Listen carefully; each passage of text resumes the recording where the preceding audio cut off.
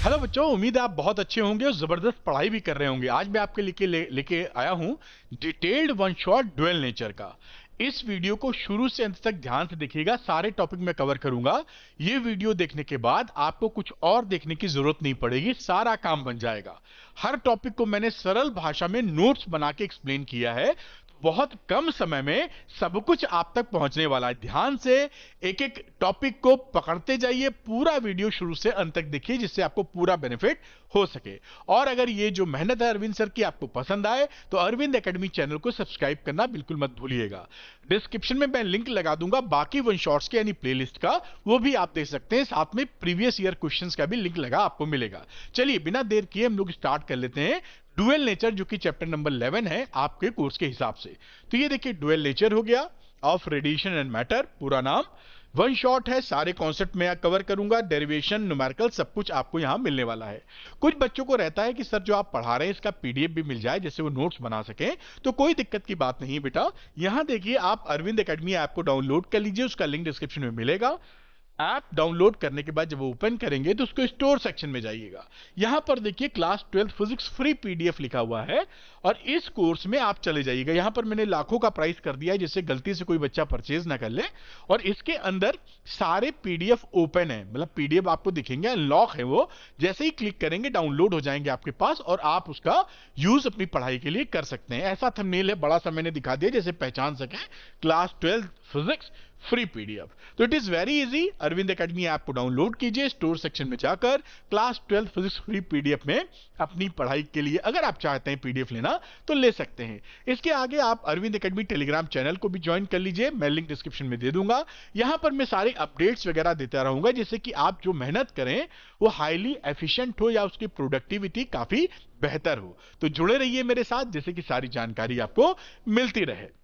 आपके लिए कुछ और इंफॉर्मेशन, जो बच्चे फिजिक्स में स्कूल में समझ में नहीं आ रही, अब भी सोच रहे हैं क्या करें क्या ना करें, वो द्रोणा 2.0 तुरंत ज्वाइन कर लें। यहां लाइव क्लास होती है, मैं खुद लेता हूं लाइव क्लास, जिससे सारे डाउट्स आपके क्लियर हो जाएंगे। द्रोणा 2.0 में आपको एनसीईआरटी एक्सरसाइज के सारे वीडियो सॉल्यूशंस मेरी सरल भाषा में आपको मिलेंगे। सिंपल सॉल्यूशंस नहीं है ये, मैं जो सॉल्यूशंस बनाता हूं वो पूरा एक्सप्लेन करता हूं जिससे आप सीख जाएं।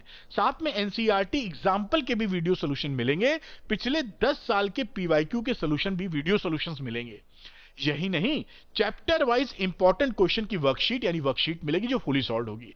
कहने का मतलब है पूरा पैकेज यहां मिल जाएगा जो आपको 97% दिलाने की काबिलियत रखता है। और किस्मत अच्छी हुई तो 100 में 100 भी आएंगे। अच्छा, एक कोर्स और है जो बच्चे चाहते हैं कि थोड़ा सा क्वेश्चन ही प्रैक्टिस करें, उनके लिए है 12th संपूर्ण। 12th संपूर्ण के अंदर ये वीडियो कोर्स है बेटा। इसके अंदर 10 साल के पीवाईक्यूज के वीडियोस आपको मिलेंगे, वही मैंने जो रिकॉर्ड किए हैं इजी भाषा में। एनसीईआरटी एक्सरसाइज के वीडियो, सारे क्वेश्चन के वीडियो सॉल्यूशंस और एग्जांपल्स के भी वीडियो सॉल्यूशंस आपको मिल जाएंगे। टोटल वीडियो की जो संख्या है इसके अंदर 771 है बेटा, यानी 771 क्वेश्चंस, जो कि 10 इयर्स के पीवाईक्यूज कवर करते हैं, एनसीईआरटी एक्सरसाइज और एग्जांपल्स कवर करते हैं। अगर आप ये लगा लेते हैं तो क्वेश्चन का भरपूर काम बन जाएगा, सब कुछ यहीं से आने वाला है। तो अभी तो एक बिग ऑफर भी चल रहा है, अगर आप इंटरेस्टेड हैं तो इसको ले सकते हैं। इसको लेने के बाद कुछ और लेने की आपको जरूरत नहीं पड़ेगी। द्रोणा 2.0 या 12th संपूर्ण जो भी आपके लिए सुटेबल हो, अगर आप इंटरेस्टेड हैं तो अरविंद एकेडमी ऐप को यहां से डाउनलोड कर लीजिए। डाउनलोड करके स्टोर सेक्शन में जाइएगा, वहां पर आपको 12th संपूर्ण या द्रोणा 2.0 दिखाई पड़ेगा और आपको जो सुटेबल लगे वो लेकर अपनी पढ़ाई को नेक्स्ट लेवल पे ले जा सकते हैं। तो उम्मीद है ये हेल्प भी आपके काम आएगी। चलिए अब पढ़ाई की बात करते हैं जिस वजह से ये वीडियो बन रहा है। शुरू करते हैं अपनी कहानी। तो पहली बात करते हैं बेटा वर्क फंक्शन। तो देखिए वर्क फंक्शन होता क्या है। मान लीजिए एक मेटल है, समझाने के लिए, मेटल में जो फ्री इलेक्ट्रॉन्स होते हैं वो घूम रहे होते हैं उसी मेटल के अंदर। अब जैसे ही ये मेटल को छोड़ के जाने का प्रयास करते हैं, भाई मेटल में घूम रहे हैं तो ठीक है, लेकिन जैसे ही मेटल को छोड़ के आगे फुदकने की कोशिश करेंगे मेढक की तरह, तो ये जब इसको छोड़ेगा इलेक्ट्रॉन तो ये कंडक्टर हो जाएगा पॉजिटिवली चार्ज, क्योंकि इलेक्ट्रॉन छोड़ के गया है। जैसे ही ये छोड़ के आगे बढ़ेगा ये तुरंत पॉजिटिवली चार्ज हो जाएगा, तो ये पॉजिटिव चार्ज इसको खींच लेगा, जैसे मेढक अपनी जीभ से किसी कीट पतंगे को खींच लेता है, सेक्ट से ये खींच लेगा कंडक्टर, तो ये इलेक्ट्रॉन इसको छोड़ के नहीं जा पाएगा। समझ गए होंगे बात। जैसे ही इलेक्ट्रॉन छोड़ने की कोशिश करेगा, कंडक्टर पॉजिटिव हुआ, पॉजिटिव ने इलेक्ट्रॉन को अट्रैक्ट किया और वापस इलेक्ट्रॉन बाहर नहीं जा पाया। तो अगर इस इलेक्ट्रॉन को बाहर भगा देना चाहते हैं, कंडक्टर को छोड़ के निकल जाए, तो जो मिनिमम एनर्जी रिक्वायर्ड होती है इस इलेक्ट्रॉन को भगाने के लिए, कंडक्टर को छोड़ के जाने के लिए, उसी को हम बोलते हैं वर्क फंक्शन। ये देखिए यहां पर लिखा भी है, the minimum amount of energy required by an electron to just escape from the metal surface is called the work function of the metal। बेटा जैसे ये मेटल है, अब यहां पे एनर्जी आप डालेंगे, इस इलेक्ट्रॉन को मिली और ये इस कंडक्टर को छोड़ के चला जाएगा, तो वो मिनिमम एनर्जी कहलाती है बेटा वर्क फंक्शन। ये जो वर्क फंक्शन होता है ये कुछ चीजों पे डिपेंड करता है। एक तो नेचर ऑफ मटेरियल पे डिपेंड करता है, सीजियम है या कोई और मेटल है, कि उसकी क्वालिटी क्या है अलग अलग, तो उस पर डिपेंड करेगा वर्क फंक्शन ज्यादा है कि कम है। दूसरा वर्क फंक्शन डिपेंड करता है सरफेस की कंडीशन पे, कि मान लीजिए इस पे पॉलिश कर दी किसी चीज का, तो वो बदल जाएगा वर्क फंक्शन। तो सरफेस की कंडीशन क्या है, इस पे भी वर्क फंक्शन डिपेंड करता है। साथ में वर्क फंक्शन का जो नोटेशन या सिंबॉलिक रिप्रेजेंटेशन होता है उसको डब्ल्यू नॉट या फाई नॉट से दिखाते हैं। कुछ किताबों में डब्ल्यू नॉट है, कुछ किताबों में फाई नॉट है, दोनों ही बिल्कुल करेक्ट हैं, जो आप यूज करेंगे बढ़िया है। अगली बात, इसका जो एनर्जी हम मेजर करते हैं, क्योंकि हम कह रहे हैं minimum energy required by the electron to leave the conductor, to leave the metal, तो वो मिनिमम एनर्जी का यहां जो यूनिट इस्तेमाल किया जाता है, बहुत कम एनर्जी होती है, इलेक्ट्रॉन वोल्ट में। इलेक्ट्रॉन वोल्ट क्या होता है वो भी मैं समझाऊंगा आपको, और ये बात आप समझ गए। अब अगली बात हम देखते हैं कि भाई इलेक्ट्रॉन वोल्ट किसे कहते हैं। ये एनर्जी की यूनिट है।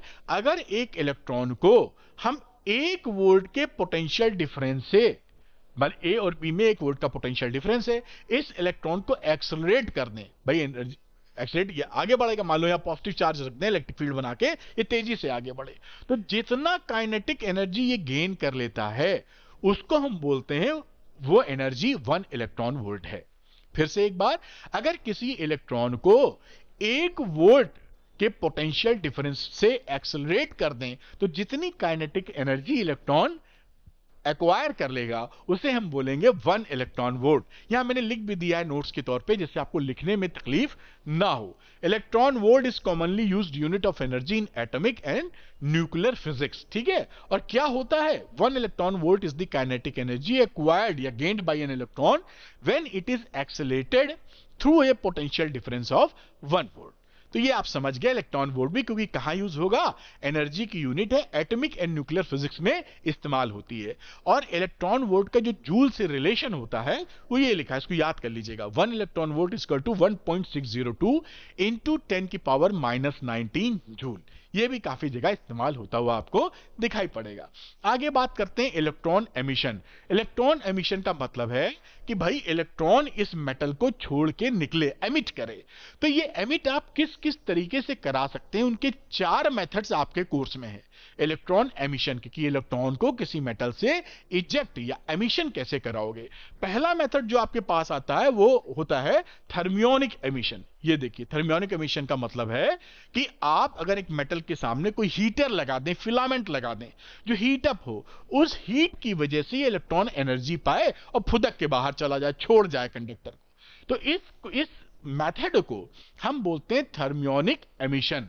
और इस इलेक्ट्रॉन को जो हम बोलते हैं वो बोलते हैं थर्मो इलेक्ट्रॉन्स, क्योंकि हीट की वजह से कंडक्टर को छोड़ के निकला है। तो एक तो मेथड हो गया कि हीटिंग, आप मेटल को हीट कीजिए किसी भी मेथड से और वो छोड़ के निकल ले। दूसरा होता है फील्ड एमिशन। हम क्या करते हैं, किसी मेटल के सामने हाई इलेक्ट्रिक फील्ड लगा देते हैं। तो आप जानते हैं कि इलेक्ट्रिक फील्ड जब लगाओगे तो इलेक्ट्रॉन पर उसकी विपरीत दिशा में फोर्स लगता है, इलेक्ट्रॉन के निगेटिव पार्ट के लिए। तो ये क्या करेगा, इलेक्ट्रॉन पर विपरीत दिशा में फोर्स लगेगा तो फुदक के बाहर आ जाएगा हाई इलेक्ट्रिक फील्ड की सिचुएशन में। ये इलेक्ट्रिक फील्ड कितनी हो सकती है, 10 की पावर 8 वोल्ट पर मीटर की ऑर्डर की होती है। तो अधिक इलेक्ट्रिक फील्ड आप लगा देंगे तो इलेक्ट्रॉन छोड़ के निकल जाएगा। मतलब यहां समझ लीजिए बहुत पॉजिटिव प्लेट रख दी जो इलेक्ट्रिक फील्ड डेवलप करेगी, पॉजिटिव जो है इलेक्ट्रॉन को खींच लेगी अपनी तरफ, तो इलेक्ट्रॉन छोड़ के निकल जाएगा। इसे बोलते हैं फील्ड एमिशन। खतरनाक एमिशन होता है ये, लेकिन फिर भी क्योंकि जबरदस्ती इलेक्ट्रॉन को खींच के निकाल रहे होते हैं तो इसका रिस्की होता है, लेकिन फिर भी इस्तेमाल किया जाता है। तीसरी बात करते हैं फोटो इलेक्ट्रिक एमिशन, जो हम पढ़ेंगे अभी। इससे जो इलेक्ट्रॉन निकलते हैं उनको बोलते हैं फोटो इलेक्ट्रॉन्स। फोटो का मतलब होता है लाइट। तो यहां पर अगर एक मेटल प्लेट के ऊपर अगर यूवी रेज आप डालते हैं, यूवी रेज से या इलेक्ट्रोमैग्नेटिक रेडिएशंस डालते हैं, तो उसकी वजह से ये इलेक्ट्रॉन को एनर्जी मिलती है और ये छोड़ के निकल लेता है। तो इस मेथड को हम बोलते हैं फोटो एमिशन, और इस इलेक्ट्रॉन को बोलते हैं फोटो इलेक्ट्रॉन। ये तीसरा मेथड हो जाता है। चौथे मेथड की बात करें तो सेकेंडरी एमिशन। ये सेकेंडरी एमिशन में क्या होता है, एक इलेक्ट्रॉन की टक्कर उस मेटल से मरवा देते हैं और ये इलेक्ट्रॉन टक्कर खा के एनर्जी गेन करता है, और ये दूसरा इलेक्ट्रॉन, ये जो टकराया वो नहीं, इसके अंदर वाला इलेक्ट्रॉन फुदक जाता है। ये इलेक्ट्रॉन 1 कह दो, इसको इलेक्ट्रॉन नंबर 2 कह दो, फर्क हो जाएगा। तो ये टकराने की वजह से इलेक्ट्रॉन निकल जाता है। बेटा देखते मुंह में बाल चला गया लग रहा है। तो ये कहानी आप समझे होंगे कि एक इलेक्ट्रॉन टकराया, उसने एनर्जी ट्रांसपोर्ट की और दूसरा इलेक्ट्रॉन फुदक के बाहर हो गया। ये चौथा मेथड है सेकेंडरी एमिशन, एक इलेक्ट्रॉन की टक्कर सेकेंडरी में बाहर। तो ये 4 मेथड्स हैं किस चीज के, कि हम इलेक्ट्रॉन का एमिशन किसी मेटल से कैसे करा सकते हैं। और सब देखिए मैंने नोट्स बनाए हैं फिगर बना बना के, जिससे आप सटासट थोड़ा सा भी ध्यान दे देंगे तो हो ही नहीं सकता कि अरविंद सर के वीडियो से आपको हेल्प ना मिले या समझ में ना आए। एकदम आसान भाषा, क्योंकि इसके पीछे है अरविंद सर की कड़ी मेहनत। आइए आगे बढ़ते हैं। फोटो इलेक्ट्रिक इफेक्ट किसे कहते हैं, जो यहां पे वेरी इंपॉर्टेंट का बिल्ला भी लगा दिया है मैंने। भाई जैसा हमने देखा था कि फोटो एमिशन यानी कि अगर इलेक्ट्रोमैग्नेटिक वेव सफिशिएंट फ्रीक्वेंसी की आप ड्रॉप करें और उससे इलेक्ट्रॉन निकल जाए बाहर मेटल से, तो वो कहलाता है फोटो इलेक्ट्रिक इफेक्ट, और वो इलेक्ट्रॉन कहलाते हैं फोटो इलेक्ट्रॉन्स। इतनी सी बात है, यही बात यहां लिखी गई है। देखिए, the phenomena of emission of electrons from a metal surface when electromagnetic radiations of sufficiently high frequency. ये लिखना मत भूलिएगा, क्योंकि अभी आप पढ़ेंगे कॉन्सेप्ट थ्रेशोल्ड फ्रीक्वेंसी का। अगर ये फ्रीक्वेंसी उससे कम होती है तो कभी भी इलेक्ट्रॉन नहीं निकलते फोटो मेटल सरफेस से। इसलिए लिखना पड़ता है कि जो इलेक्ट्रोमैग्नेटिक रेडिएशंस आप इसके मेटल के ऊपर डलवा रहे हैं, उसका हाई फ्रीक्वेंसी या सुटेबली हाई फ्रीक्वेंसी होनी चाहिए। उसके बाद जो इलेक्ट्रॉन इस मेटल को छोड़ के निकलेगा, वो पूरा प्रोसेस फोटो इलेक्ट्रिक इफेक्ट है, और जो इलेक्ट्रॉन निकल रहा है वो फोटो इलेक्ट्रॉन है। इसे ही बोलते हैं फोटो इलेक्ट्रिक इफेक्ट। फोटो मतलब होती है लाइट, और लाइट से जनरेटेड इलेक्ट्रॉन को बोलते हैं फोटो इलेक्ट्रॉन, जैसा आप देख पाए। अब कुछ बातें मैं बताता हूं। ये हर्ट्ज साहब पहले बंदे थे जिन्होंने ये फोटो इलेक्ट्रिक इफेक्ट को देखा था। ये मेरे ख्याल से 1867 की शायद बात है, यहां मैंने लिखा भी है, शायद ईयर गलत याद हो, ऐसे सही याद होगा। अब ये जो एक्सपेरिमेंट ये करते थे उस समय हर्ट्ज ने क्या किया था कि हर्ट्ज साहब ने इलेक्ट्रोमैग्नेटिक वेव को एक्सपेरिमेंटली दिखाया था। तो उससे पहले तो बात कही गई थी कि ये इलेक्ट्रोमैग्नेटिक वेव होती हैं, थ्योरेटिकली होनी चाहिए, लेकिन जो एक्सपेरिमेंटली दिखाया कि हाँ भाई देखो ये इलेक्ट्रोमैग्नेटिक वेव है, वो एक्सपेरिमेंट ये है। तो इन्होंने यहाँ एक सेटअप किया था, हाई टेंशन कॉइल वाइल लगाई थी। इस कॉइल में जब ये हाई टेंशन से कुछ चेंज करते थे वोल्टेज, तो S1 S2 के बीच में स्पार्क होता था, और दूसरा ये रिसीवर था, इस स्पार्क को ये पकड़ लेता था, इसके बीच में कुछ नहीं था। तो आखिर वेव ही जा रही होंगी जिससे पकड़ पा रहा होगा। यार ये बातें हमारे कोर्स में नहीं है, हमारे कोर्स में क्या बात ऑब्जर्वेशन इनका है, हर्ट्ज ऑब्जर्वेशन। अब इन्होंने क्या किया कि यहां पर ये यहां पर एक लैंप लगा दिया, देखिए, जो इस वाली प्लेट के ऊपर अपनी लाइट यूवी रेस डाल रहा है। जब यूवी रेस पड़ने लगी तो यहां पर स्पार्किंग जो थी वो और ज्यादा होने लगी और आसानी से होने लगी। यही बात लिखा है कि high voltage sparks more easily when emitter plate was illuminated by UV light. तो इन्होंने यूवी अल्ट्रावायलेट लाइट को जब एक प्लेट के ऊपर, एमिटर प्लेट के ऊपर डाला, तो ये जो स्पार्किंग थी S1 S2 में, ये आसानी से होने लगी और ज्यादा होने लगी। तो इससे हर्ट्ज ने क्या ऑब्जर्वेशन किया कि यहां पे जो निगेटिव चार्ज है वो निकल रहा, कोई चार्ज निकल रहा, तभी स्पार्किंग हो पा रही है। और ये कहानी क्या थी, 1887 की थी, मैं 67 बोल गया। उस समय इलेक्ट्रॉन का आविष्कार नहीं हुआ था, इलेक्ट्रॉन 1897 में आविष्कार हुआ, थॉमसन साहब ने आविष्कार किया। तो इनको ये इतना कह सके कि निगेटिव पार्टिकल कोई निकलता है बाद में पता लगा कि इसे ये इलेक्ट्रॉन ही था जब 1897 में चीजें खोज ली गई। तो ये जो मैं बता रहा हूं हर्ट्ज ऑब्जर्वेशन, ये आपके कोर्स में है, कई टीचर इसको नहीं बताते हैं, तो मैं सब पढ़ा रहा हूं और एकदम आसान भाषा में, इसलिए ध्यान से पढ़िएगा। इसके बाद के भी ऑब्जर्वेशन वो भी कोर्स में है। तो हर्ट्ज का ऑब्जर्वेशन समझे, फोटो इलेक्ट्रिक इफेक्ट का पहला ऑब्जर्वेशन या शुरुआती दौर 1887 में ये पकड़ ले गए और इन्होंने बताया कि यूवी रेस पढ़ने से एमिशन ऑफ इलेक्ट्रॉन, उस समय इलेक्ट्रॉन नहीं बोला, एमिशन ऑफ नेगेटिव पार्टिकल हो रहा है। ठीक, आगे चलते हैं। अब आगे हेल्बर्ट्स एंड लेनर्ट का भी ऑब्जर्वेशन आपके कोर्स में है, तो उस ऑब्जर्वेशन को भी समझ लेते हैं। अब देखिए, ये एक साइंटिस्ट थे हेल्बर्ट्स, इन्होंने क्या ऑब्जर्वेशन किया। इन्होंने एक इलेक्ट्रोस्कोप लिया, इलेक्ट्रोस्कोप इस तरह का होता है, इसकी जो प्लेट थी जिंक प्लेट ली, ठीक है, उस पर पॉलिश वॉलिश की अपना, और उस पर यूवी रेज डलवाई। जब यूवी रेस डलवाई तो यहां से कुछ चीजें निकली। अब इन्होंने क्या देखा कि ये जो प्लेट्स होती हैं उनमें क्या क्या ऑब्जर्वेशन रहा। तो उनका ऑब्जर्वेशन रहा कि इनिशियली अगर ये जो प्लेट थी ये अगर निगेटिवली चार्ज थी तो ये अनचार्ज हो गई, न्यूट्रल हो गई। अगर निगेटिवली चार्ज प्लेट थी तो वो न्यूट्रल हो गई। दूसरा, अगर पॉजिटिवली चार्ज थी तो और पॉजिटिव चार्ज आ गया। तीसरी बात, अगर वो अनचार्ज थी तो वो पॉजिटिवली चार्ज हो गई। इन सब बातों से क्या दिख रहा है कि इस प्लेट से निगेटिव चार्ज निकल रहा है, क्योंकि निगेटिव में निगेटिव चार्ज और निकल जाएगा तो वो अनचार्ज हो जाएंगी। निगेटिव चार्ज का मतलब है उस पर इलेक्ट्रॉन ज्यादा है, अब वही इलेक्ट्रॉन निकल गए तो अनचार्ज हो गई।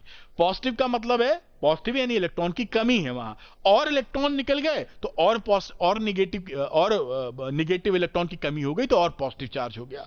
अनचार्ज है, जितने इलेक्ट्रॉन है उतने ही प्रोटॉन है, प्लस और माइनस, लेकिन जब इलेक्ट्रॉन निकल गए तो पॉजिटिवली चार्ज हो गया। तो हेल्बर्ट्स ने इस एक्सपेरिमेंट से ये साबित किया कि भैया यहां इस प्लेट से जो आइटम निकल रहा है वो निगेटिवली चार्ज है। लेकिन उस समय भी इलेक्ट्रॉन की खोज तो हुई नहीं थी, तो नाम तो नहीं कह पाए, इतना कह पाए कि निकलने वाला जो पार्टिकल है वो निगेटिवली चार्ज है। बाद में 1897 में जब इसका खोज हो गया इलेक्ट्रॉन का, तब इसी निगेटिव चार्ज को इलेक्ट्रॉन बोला गया। तो ये किसका एक्सपेरिमेंट है? हेल्बर्ट्स का एक्सपेरिमेंट, आपके कोर्स में है, पढ़े रहना। अब इन दोनों का मिला के एक ऑब्जर्वेशन है, वो भी हम लोग देख लेते हैं। ये देखिए, हेल्बर्ट्स एंड लेनार्ड का ऑब्जर्वेशन। इन्होंने एक सेटअप बनाया, ये बैटरी लगाई हाई टेंशन, करंट नापने के लिए माइक्रो एम्पियर का एमीटर लगा दिया। ये प्लेट है, दो प्लेटें हैं, एक पे पॉजिटिव टर्मिनल, एक पे नेगेटिव। ये देखिए पॉजिटिव लगाया तो पॉजिटिव, ये नेगेटिव हो गया। और इसको क्वार्ट्ज बल्ब में रख दिया, क्वार्ट्ज मतलब शीशे के बल्ब में, जिसे हवा ना लगे, वैक्यूम क्रिएट कर दिया कि कोई चीज निकले तो पार्टिकल टकराए ना।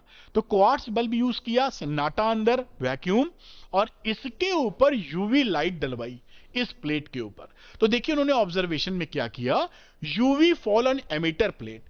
जैसे ही यूवी फॉल इस प्लेट पर हुई, एमिटर प्लेट पे, करंट फ्लो होना शुरू हो गई, यहां से हमको पता चल गया। तो जैसे ही यूवी रेज आप डलवाए हो, करंट फ्लो होने लगी, और जैसे ही यूवी रेज को डालना बंद किया, वैसे ही करंट यहां पे फ्लो होना बंद हो गई। और शोज, अब इससे क्या समझ में आया कि यूवी रेज डाल रहे थे तो करंट फ्लो हो रही थी, और यूवी रेज डालना बंद की हो तो करंट फ्लो हो गई। इसका मतलब है यूवी रेज यहां पर इलेक्ट्रॉन इजेक्ट कर रही थी या निगेटिव पार्टिकल इजेक्ट कर रही थी। उस समय तो इलेक्ट्रॉन मालूम नहीं था, तो निगेटिव पार्टिकल इजेक्ट कर रही थी। ये ऑब्जर्वेशन है हेल्बर्ट्स एंड लेनार्ड ऑब्जर्वेशन। बाद में afterwards negative particle is called electron. जैसे मैंने बताया कि 1897 में इलेक्ट्रॉन खोजा गया, तो उसी के बाद इलेक्ट्रॉन की चर्चा कर पाएंगे, उससे पहले पता ही नहीं था। तो ये बात आप हेल्बर्ट्स एंड लेनार्ड ऑब्जर्वेशन आपके कोर्स में है, और एकदम आसान फोटो बना बना के हाथ से लिख लिख के मैं बता रहा हूं, बड़ी मेहनत करके, कि आपको मजा भी आए और जो कॉम्प्लेक्स चीजें हैं वो एकदम मक्खन लगे। मेरे ख्याल से आप बात पकड़ पाए होंगे। अच्छा, आगे की बात करते हैं। ये देखिए, रीजन ऑफ करंट का क्या रहा। रीजन करंट का ये रहा कि यूवी रेज इस एमीटर प्लेट से इलेक्ट्रॉन को इजेक्ट कर रही, निकाल रही हैं, जो कि इस पॉजिटिव प्लेट के अट्रैक्ट किए जाने के द्वारा पहुंच रहा है। तो इसकी वजह से करंट यहां फ्लो हो रही है। तो UV emitted electron from emitter, there electron attracted by the positive collector plate. ये कौन सी प्लेट बोली जाती है? पॉजिटिव वाली, एनोड वाली कलेक्टर प्लेट, जो कलेक्ट कर रही है इलेक्ट्रॉन को। This current was called photo electric current. ये जो करंट इसके अंदर फ्लो होने लगी, उसका नाम क्या दिया गया? फोटो इलेक्ट्रिक करंट, ये ऑब्जर्वेशन वाली बात पूरी कंप्लीट हो जाती है। एक बहुत धांसू ऑब्जर्वेशन उन्होंने और किया जो निश्चित तौर पे हमें पता होना चाहिए।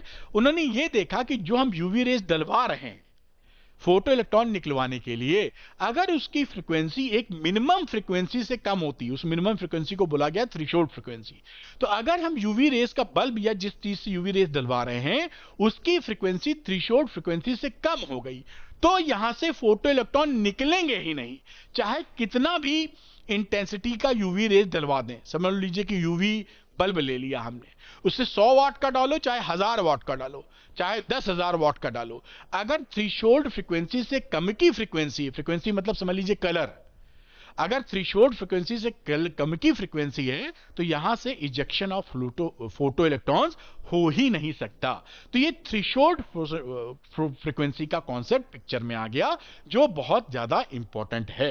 अब ये अगेन वही बात लिखी है कि फोटो इलेक्ट्रिक इफेक्ट किसे कहते हैं, आपसे पूछा जाता है कि फोटो इलेक्ट्रिक क्या होता है, तो एक बार समझ लेते हैं इसको। मैंने तो समझा दिया है लेकिन लिखने के सेंस में भी, the phenomena of emission of electrons from a metal surface, metal surface से इलेक्ट्रॉन के निकलने वाली घटना।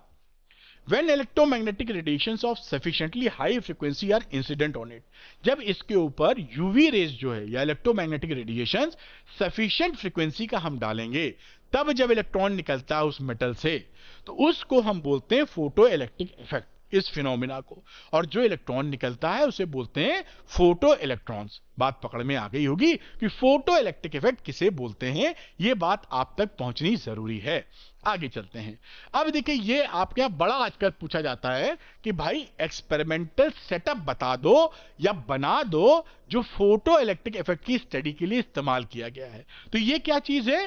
फोटो इलेक्ट्रिक इफेक्ट को दिखाने के लिए जो एक्सपेरिमेंटल सेटअप बनाया गया है वो है। और मैंने यहां एक दो तीन लाइनें लिखी हुई हैं जिससे आप भूले ना, तो इसी लाइन के हिसाब से मैं समझाता जाऊंगा, तो आप एक एक चीज समझ जाएंगे कि इसमें कार्यक्रम क्या किया गया है।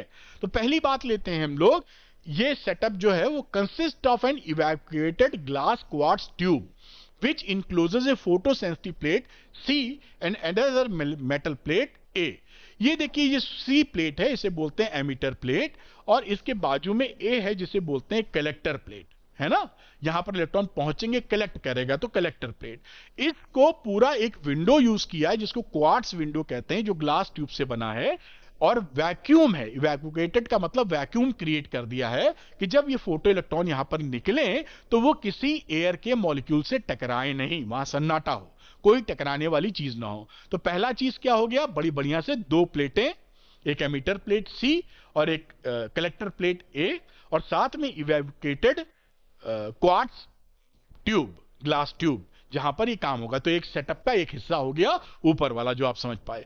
अगली बात देखते हैं, a quartz window W is sealed on the glass tube which permits the UV light radiated plate C. अब इस जो क्वार्ट्ज विंडो बना दी गई जिसको सील कर दिया, सील करने का मतलब बाहर की एयर अंदर नहीं आ सकती, और अंदर तो वैक्यूम क्रिएट ही किए हैं, तो यहां पर कोई चीज आ नहीं सकती, बस लाइट आ सकती है, यूवी रेज। तो ये क्वार्ट्ज विंडो हो गई, ये जो लिखा हुआ है सोर्स है, ये एस मतलब source, UV rays, UV light का सोर्स, इलेक्ट्रोमैग्नेटिक रेडिएशन का सोर्स जो लाइट डालेगा सी के ऊपर। बढ़िया।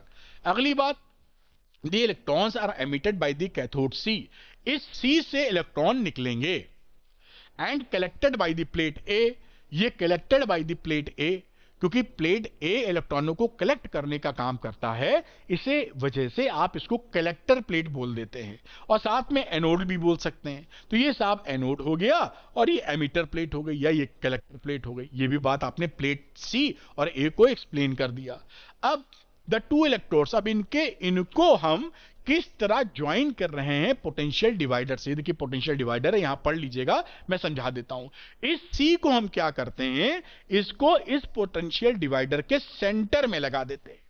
सेंटर में क्यों लगाते हैं, इसलिए, और इस ए को हम लगा देते हैं कहीं भी लगा सकते हैं। अगर आप यहां लगा देंगे तो ये टर्मिनल रिलेटिवली इससे पॉजिटिव है, देखिए नीचे की तरफ ये बैटरी लगाई ना, हाई टेंशन बैटरी, ये प्लस का हिस्सा यहां कनेक्टेड है, माइनस का हिस्सा यहां, तो ये ज्यादा पोटेंशियल होगा और धीरे धीरे कम होकर यहां पर कम पोटेंशियल हो जाएगा, ज्यादा से कम। तो ये कम पर देखिए सेंटर में लगा दिया है, अगर आप इसके राइट साइड लगा देंगे तो ये पॉजिटिव प्लेट हो जाएगी, और इसी मार्कर को या पॉइंटर को अगर आप लेफ्ट साइड लगा देंगे इसके, तो ये इसकी अपेक्षा ये निगेटिव हो जाएगी, क्योंकि हम क्या जब स्टडी करेंगे अभी, तो इस कलेक्टर प्लेट को हम C की रिस्पेक्ट में पॉजिटिव पोटेंशियल भी रख के टेस्टिंग करेंगे और C की रिस्पेक्ट में निगेटिव यानी उससे कम पोटेंशियल रखकर भी टेस्टिंग करेंगे। वो इस विधि से करते हैं।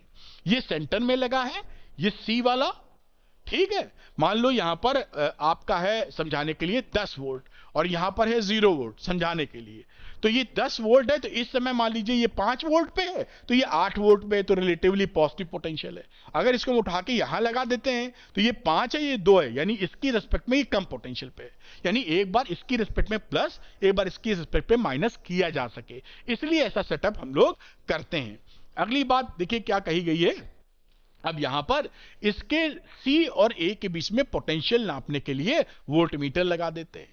इसमें करंट फ्लो हो रही है कि नहीं हो रही है, इसलिए माइक्रो एमीटर लगा देते हैं। सारा सेटअप बन के तैयार हो चुका है।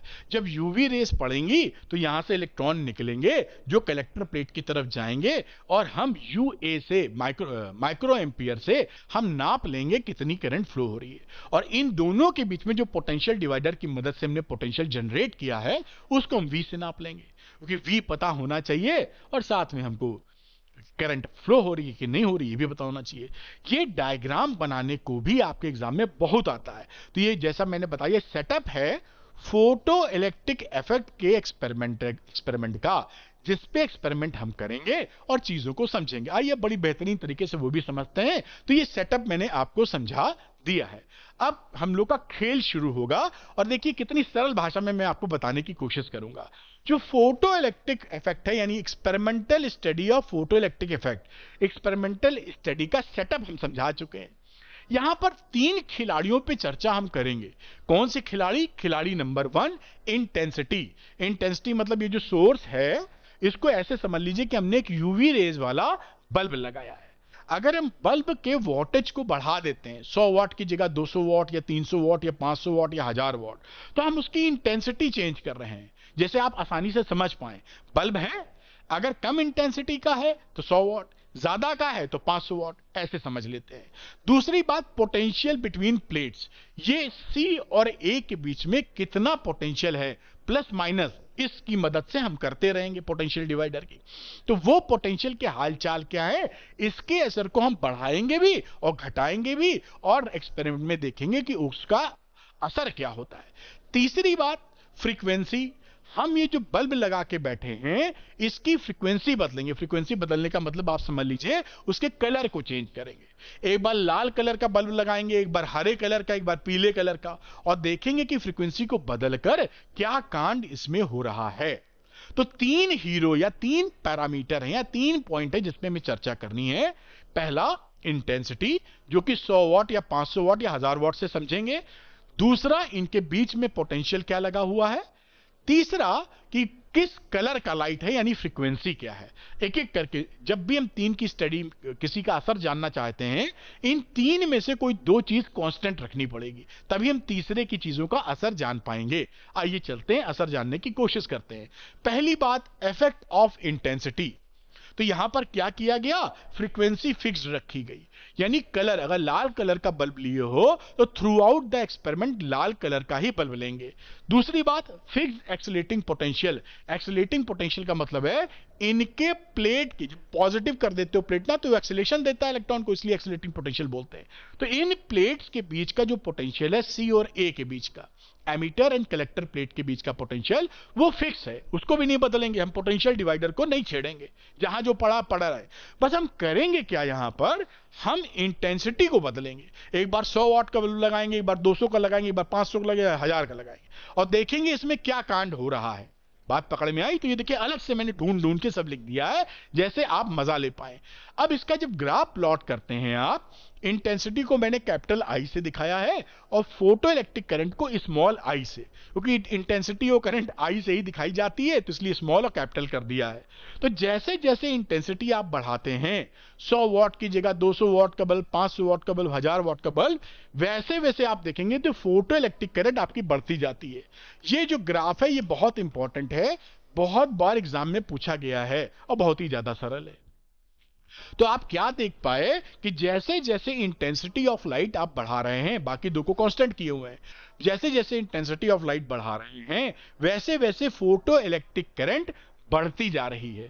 क्योंकि इंटेंसिटी बढ़ने से क्या हो रहा है, नंबर ऑफ फोटो इलेक्ट्रॉन्स बढ़ते हैं। भाई आप इंटेंसिटी जब बढ़ाएंगे तो नंबर ऑफ फोटॉन्स, अभी हम समझेंगे, नंबर ऑफ फोटॉन्स बढ़ जाते हैं। तो पहले 100 यहां पे फोटोन हिट कर रहे थे, अब 100 वॉट की जगह 500 वॉट है, तो 100 फोटोन की जगह 500 फोटोन हिट करने लगे, तो निकलने वाले इलेक्ट्रॉन भी बढ़ जाएंगे। तो यहां पर लिखा है the number of photo electrons emitted per second is proportional to the intensity of incident radiation. ऐसा क्यों हो रहा है इसका एक्सप्लेनेशन आगे दिया जाएगा।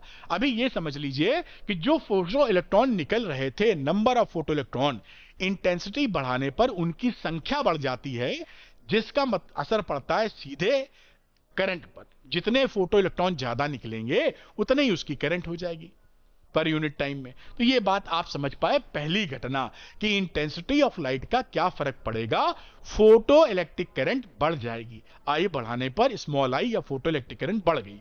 दूसरी बात देखते हैं, small I is proportional to capital I. Small I है photo electric current, capital I है इंटेंसिटी ऑफ लाइट।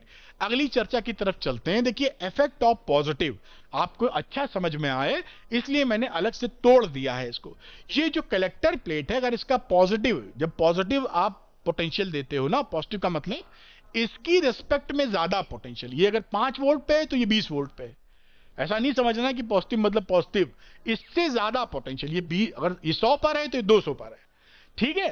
तो इससे पॉजिटिव का मतलब क्या हो जाएगा, एक्सेलरेटिंग पोटेंशियल, क्योंकि इलेक्ट्रॉन इसकी तरफ अट्रैक्ट होते हैं, तो इसको हम एक्सेलरेटिंग पोटेंशियल भी बोलते हैं जब ये पॉजिटिव पोटेंशियल होता है with respect to the emitter plate.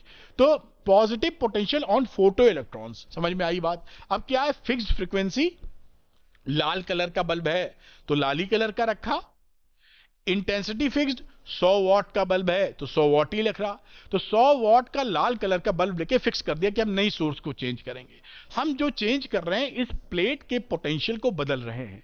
अभी हमने क्या किया है, इसकी रिस्पेक्ट में इसको पॉजिटिव पोटेंशियल दे दिया है। उस समय हमने देखा क्या हो रहा है, तो ये देखिए यहां पर 0 पोटेंशियल है, आप समझिए कि ऐसे पोटेंशियल को हम बढ़ा रहे हैं। ये क्या है, एनोड पोटेंशियल। यही जो कलेक्टर प्लेट होती है इसको हम एनोड भी बोलते हैं। तो इसको आप एनोड पोटेंशियल भी कह सकते हैं, एक्सेलरेटिंग पोटेंशियल भी कह सकते हैं, घबराना नहीं, कलेक्टर प्लेट का भी पोटेंशियल कह सकते हैं, सब एक ही चीज के नाम हैं। बढ़िया। अब यहां पर जैसे जैसे आप पोटेंशियल बढ़ाते हैं आप देखते हैं धीरे धीरे करंट बढ़ती है और सैचुरेट कर जाती है। इस बात को दिखाने के लिए देखिए मैंने निचोड़ निचोड़ के आपके लिए लिखा है कि जब आप पोटेंशियल बढ़ा रहे हैं, एनोड पोटेंशियल या एक्सेलरेटिंग पोटेंशियल या कलेक्टर प्लेट का पोटेंशियल, तो ये जो फोटो इलेक्ट्रिक करंट है वो बढ़ती जाती है। ये देखिए यहां पे ग्राफ में बढ़ती जाती है और उसके बाद आफ्टर सम टाइम ये अपना मैक्सिमम वैल्यू अचीव कर लेती है। देखिए मैक्सिमम वैल्यू अचीव कर लिया और इसी मैक्सिमम वैल्यू को हम बोलते हैं सैचुरेटेड करंट। तो जब एक्सेलरेटिंग पोटेंशियल या एनोड पोटेंशियल आप बढ़ाएंगे तो आई बढ़ेगा और जल्दी ही वो मैक्सिमम वैल्यू को अचीव कर लेगा, जिसे आप बोलेंगे सैचुरेशन करंट। दूसरी इंपॉर्टेंट बात क्या है कि यहां पर अगर ज्यादा इंटेंसिटी का इस्तेमाल करें, 100 वॉट के बल्ब की जगह 500 वॉट का इस्तेमाल कर लेंगे तो आपका सैचुरेशन करंट का वैल्यू बढ़ जाएगा। ये देखिए, ये समझिए 100 वॉट का बल्ब है, ऊपर वाला 200 वाट का मान लीजिए, ऊपर वाला 500 वाट का मान लीजिए। तो जैसे जैसे वोल्टेज बढ़ाएंगे या जैसे जैसे इंटेंसिटी बढ़ाएंगे वैसे वैसे सैचुरेटेड करंट की वैल्यू बढ़ जाएगी। तो ये बात भी बड़ी इंपॉर्टेंट है, मैंने एकदम निचोड़ दिया आपके लिए। फॉर हायर आई, आई मतलब इंटेंसिटी, कैपिटल आई का मतलब, I max photo electric current की जो मैक्सिमम वैल्यू है विल ऑल्सो हायर, यानी जैसे जैसे इंटेंसिटी बढ़ाएंगे सैचुरेटेड करंट की वैल्यू बढ़ जाएगी। यही चीज पूरी भाषा में यहां लिखी है जो मैं पढ़ने नहीं वाला, आप इसको पढ़ सकते हैं। इसलिए कि एग्जाम में अगर परफेक्ट स्कोर करना चाहते हैं 100 में 100, तो वो आप ये भाषा लिखेंगे तो एग्जामिनर एकदम प्रसन्न हो जाएगा। वरना जो मैं बता रहा हूं एकदम 100% ये भी करेक्ट है, अपनी भाषा में लिख पाते हैं तो। अधिकतर बच्चे लिख लेते हैं, बहुत से नहीं भी लिख पाते हैं। तो आप समझ गए, दो कांड हो रहे थे। जब एनोड पोटेंशियल या एक्सेलरेटिंग पोटेंशियल या कलेक्टर प्लेट का पोटेंशियल पॉजिटिव आपने किया था कि करंट धीरे धीरे बढ़ती है, जल्दी ही एक मैक्सिमम वैल्यू अचीव कर लेती है जिसको बोलते हैं सैचुरेटेड करंट या सैचुरेशन करंट। और अगर इंटेंसिटी आप बढ़ाते हो तो सैचुरेशन करंट भी बढ़ जाती है। तो ये पॉजिटिव मामला हो गया। अब इसी प्लेट को हम निगेटिव पोटेंशियल दे दें तो क्या होगा, ये देखते हैं। ये देखिए, तो यहां पर इफेक्ट ऑफ निगेटिव पोटेंशियल, यानी ये जो एनोड प्लेट थी या कलेक्टर प्लेट थी, इसको हमने इसकी रेस्पेक्ट में माइनस दे दिया वोल्टेज। तो बोल रहे हैं ये, इसे क्या बोलते हैं, रिटार्डिंग पोटेंशियल। यहां पर ये देखिए लिखा है रिटार्डिंग पोटेंशियल। तो रिटार्डिंग पोटेंशियल का मतलब हो गया कि आप इस तरफ निगेटिव में चलना शुरू कर दिए। ये एक्सेलेटिंग पोटेंशियल था, ये क्या था, लिख नहीं रहा हूं, एक्सेलेटिंग पोटेंशियल, क्योंकि लिखने में समय भी जाएगा, जगह भी कम है। तो ये निगेटिव पोटेंशियल कि आपने क्या किया, इस एनोड या कलेक्टर प्लेट, या क्या बोल रहे थे, एनोड प्लेट हो गई या कलेक्टर प्लेट है, इसको निगेटिव पोटेंशियल दे दिया इसके रिस्पेक्ट में। तो जब इलेक्ट्रॉन आएंगे तो ये उसको रिपेल करेगा, क्योंकि वोल्टेज इसका कम है, तो इलेक्ट्रॉन इधर जाना पसंद नहीं करेंगे। तो कलेक्टर प्लेट बेसिकली रोकेगा इलेक्ट्रॉन को कि तुम मेरे तक नहीं पहुंचो, है ना, क्योंकि ये उसकी रिस्पेक्ट में निगेटिव है। तो जब कोई चीज चली और उससे निगेटिव है तो रिपल्शन देगा, तो वो नहीं रोकेगा इसको। तो हम क्या देखते हैं कि जब हम धीरे धीरे रिटार्डिंग पोटेंशियल करते हैं तो एक ऐसा पोटेंशियल हमको मिलता है कि सारे फोटो इलेक्ट्रॉन रुक जाते हैं। कोई एक भी फोटो इलेक्ट्रॉन यहां से निकल के यहां नहीं पहुंचता, क्योंकि पहुंचता तो करंट मिलती, यहां करंट जीरो है। देख पा रहे हो ना, तो स्टॉपिंग पोटेंशियल वो पोटेंशियल रिटार्डिंग पोटेंशियल हो जाता है जिस पे फोटो इलेक्ट्रिक करंट हमारी जीरो होती है। इसका यह मतलब है कि एक भी इलेक्ट्रॉन यहां नहीं पहुंचा है कलेक्टर प्लेट तक, एक भी नहीं पहुंचा। तो इसका क्या मतलब है कि मैक्सिमम काइनेटिक एनर्जी लेकर भी जो इलेक्ट्रॉन चल रहा था उसको भी इसने रोक दिया है। केमैक्स क्या, maximum kinetic energy of the photo electron, उसको भी इसने रोक दिया है। आइए एक एक करके बात को रिवाइज मार देते हैं। आपसे पूछा जाता है कि कट ऑफ या स्टॉपिंग पोटेंशियल क्या होता है, जो मैंने समझाया अभी, वो देखिए यहां लिखा है कि इफेक्ट ऑफ नेगेटिव पोटेंशियल में the value of retarding potential at which the photo electric current become zero. ये रिटार्डिंग पोटेंशियल की वो वैल्यू है जिसमें फोटो इलेक्ट्रिक करंट की वैल्यू शून्य हो जाए, उस पोटेंशियल को आप कट ऑफ या स्टॉपिंग पोटेंशियल बोलते हैं। यहां देखिए सब हाईलाइट बहुत ध्यान से, बहुत मेहनत से बनाया है, एक एक लाइन, एक एक वर्ड पढ़कर। फॉर द गिवन फ्रीक्वेंसी, किसी गिवन फ्रीक्वेंसी के लिए, ये ध्यान रखिएगा, फ्रीक्वेंसी बदलेंगे तो ये स्टॉपिंग पोटेंशियल बदल जाएगा, अभी देखेंगे। ऑफ द इंसिडेंट रेडिएशन, बात समझ गया आगे। स्टॉपिंग पोटेंशियल का सिंपल मतलब कि भाई साहब आपका फोटो इलेक्ट्रिक करंट शून्य हो जाए।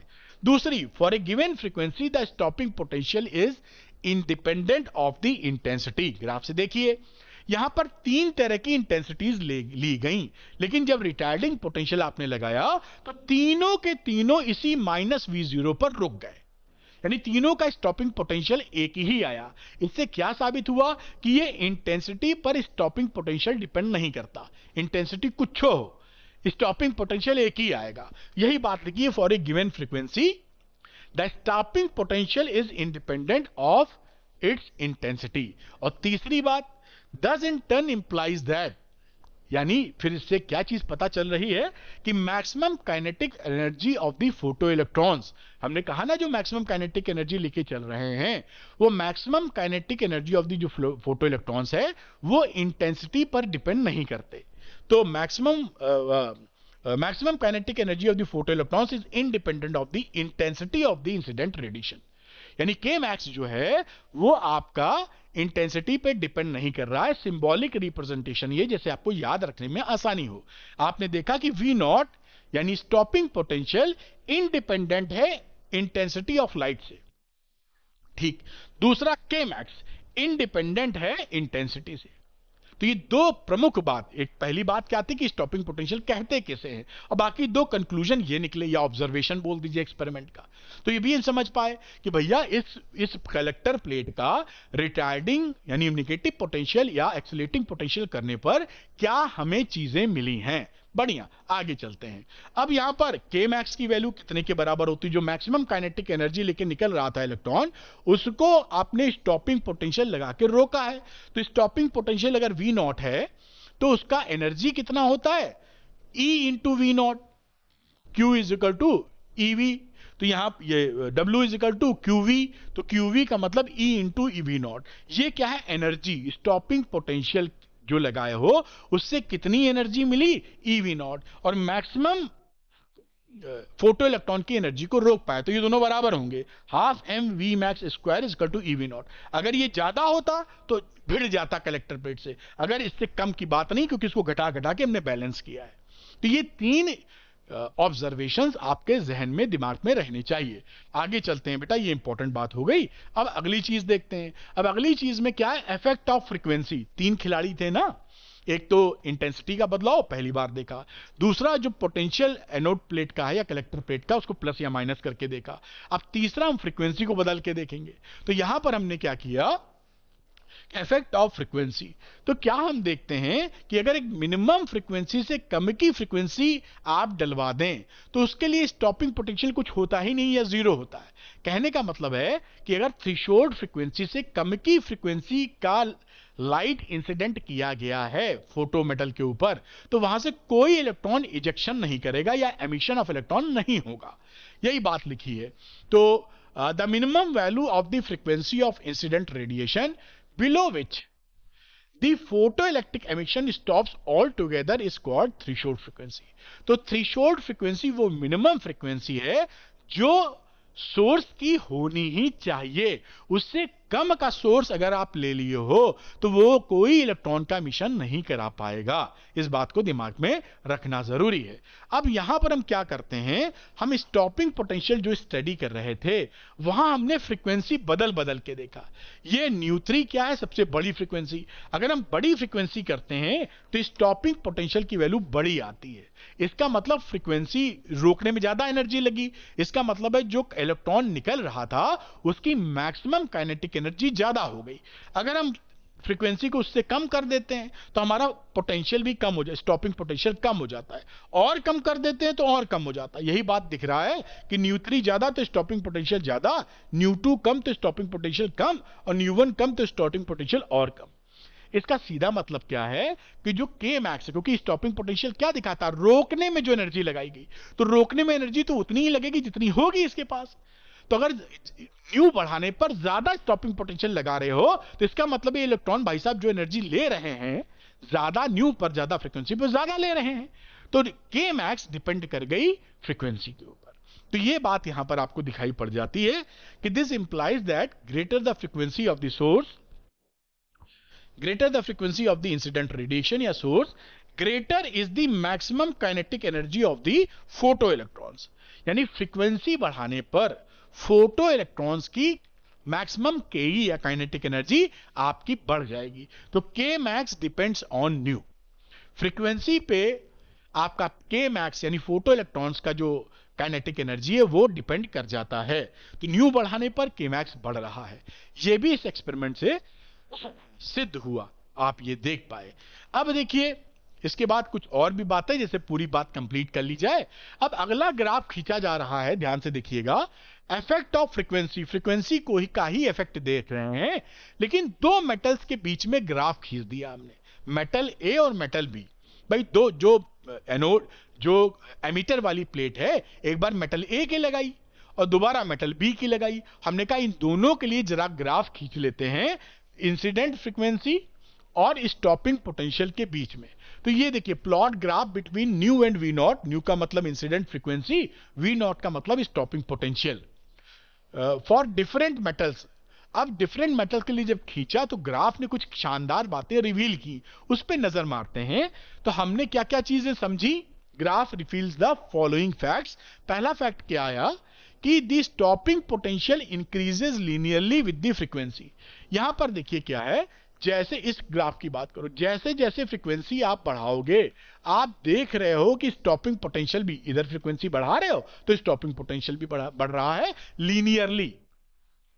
तो इंसिडेंट फ्रीक्वेंसी बढ़ाने पर स्टॉपिंग पोटेंशियल किसी मेटल का लीनियरली इंक्रीज करता है। देख आपको समझ में आई। दूसरी बात, there exist a certain minimum cut off frequency for which the stopping potential is zero. ये देखिए मिनिमम थ्रेशोल्ड फ्रीक्वेंसी है न्यू नॉट। इसमें इस फ्रीक्वेंसी की लाइट अगर एमिट करोगे तो आपको स्टॉपिंग पोटेंशियल लगाना ही नहीं पड़ता, खुद ही नहीं पहुंचते हैं इलेक्ट्रॉन। देख रहे हो, इलेक्ट्रॉन चलता तो कुछ स्टॉपिंग पोटेंशियल, कोई निकल के भाग रहा होता तो रोकते, कोई निकल ही नहीं रहा तो स्टॉपिंग पोटेंशियल लगाने की जरूरत क्या है। तो कहने का मतलब है कि ये जो पॉइंट आ रहा है, ये दो डॉट, मेटल ए के लिए न्यू नॉट और मेटल 2 या मेटल बी के लिए न्यू नॉट डैश, ये है थ्रेशोल्ड फ्रीक्वेंसी की वैल्यू। तो कभी भी अगर आप ग्राफ हो न्यू और वी नॉट के बीच में, तो इन पॉइंट को क्या बोलोगे, थ्रेशोल्ड फ्रीक्वेंसी। जैसा आप देख पाए कि मिनिमम थ्रेशोल्ड फ्रीक्वेंसी होनी चाहिए जहां पर स्टॉपिंग पोटेंशियल की वैल्यू शून्य हो जाती है। तीसरी बड़ी इंपॉर्टेंट बात कि इन दोनों लाइन, ये दोनों लाइन आपस में पैरेलल हैं, यानी इनका स्लोप सेम है। तो डिफरेंट मेटल्स के लिए स्लोप सेम आ जाता है।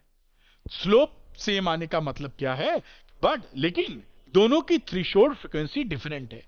स्लोप सेम है दोनों मेटल्स का, लेकिन फ्रीक्वेंसी, थ्रेशोल्ड फ्रीक्वेंसी वो डिफरेंट है।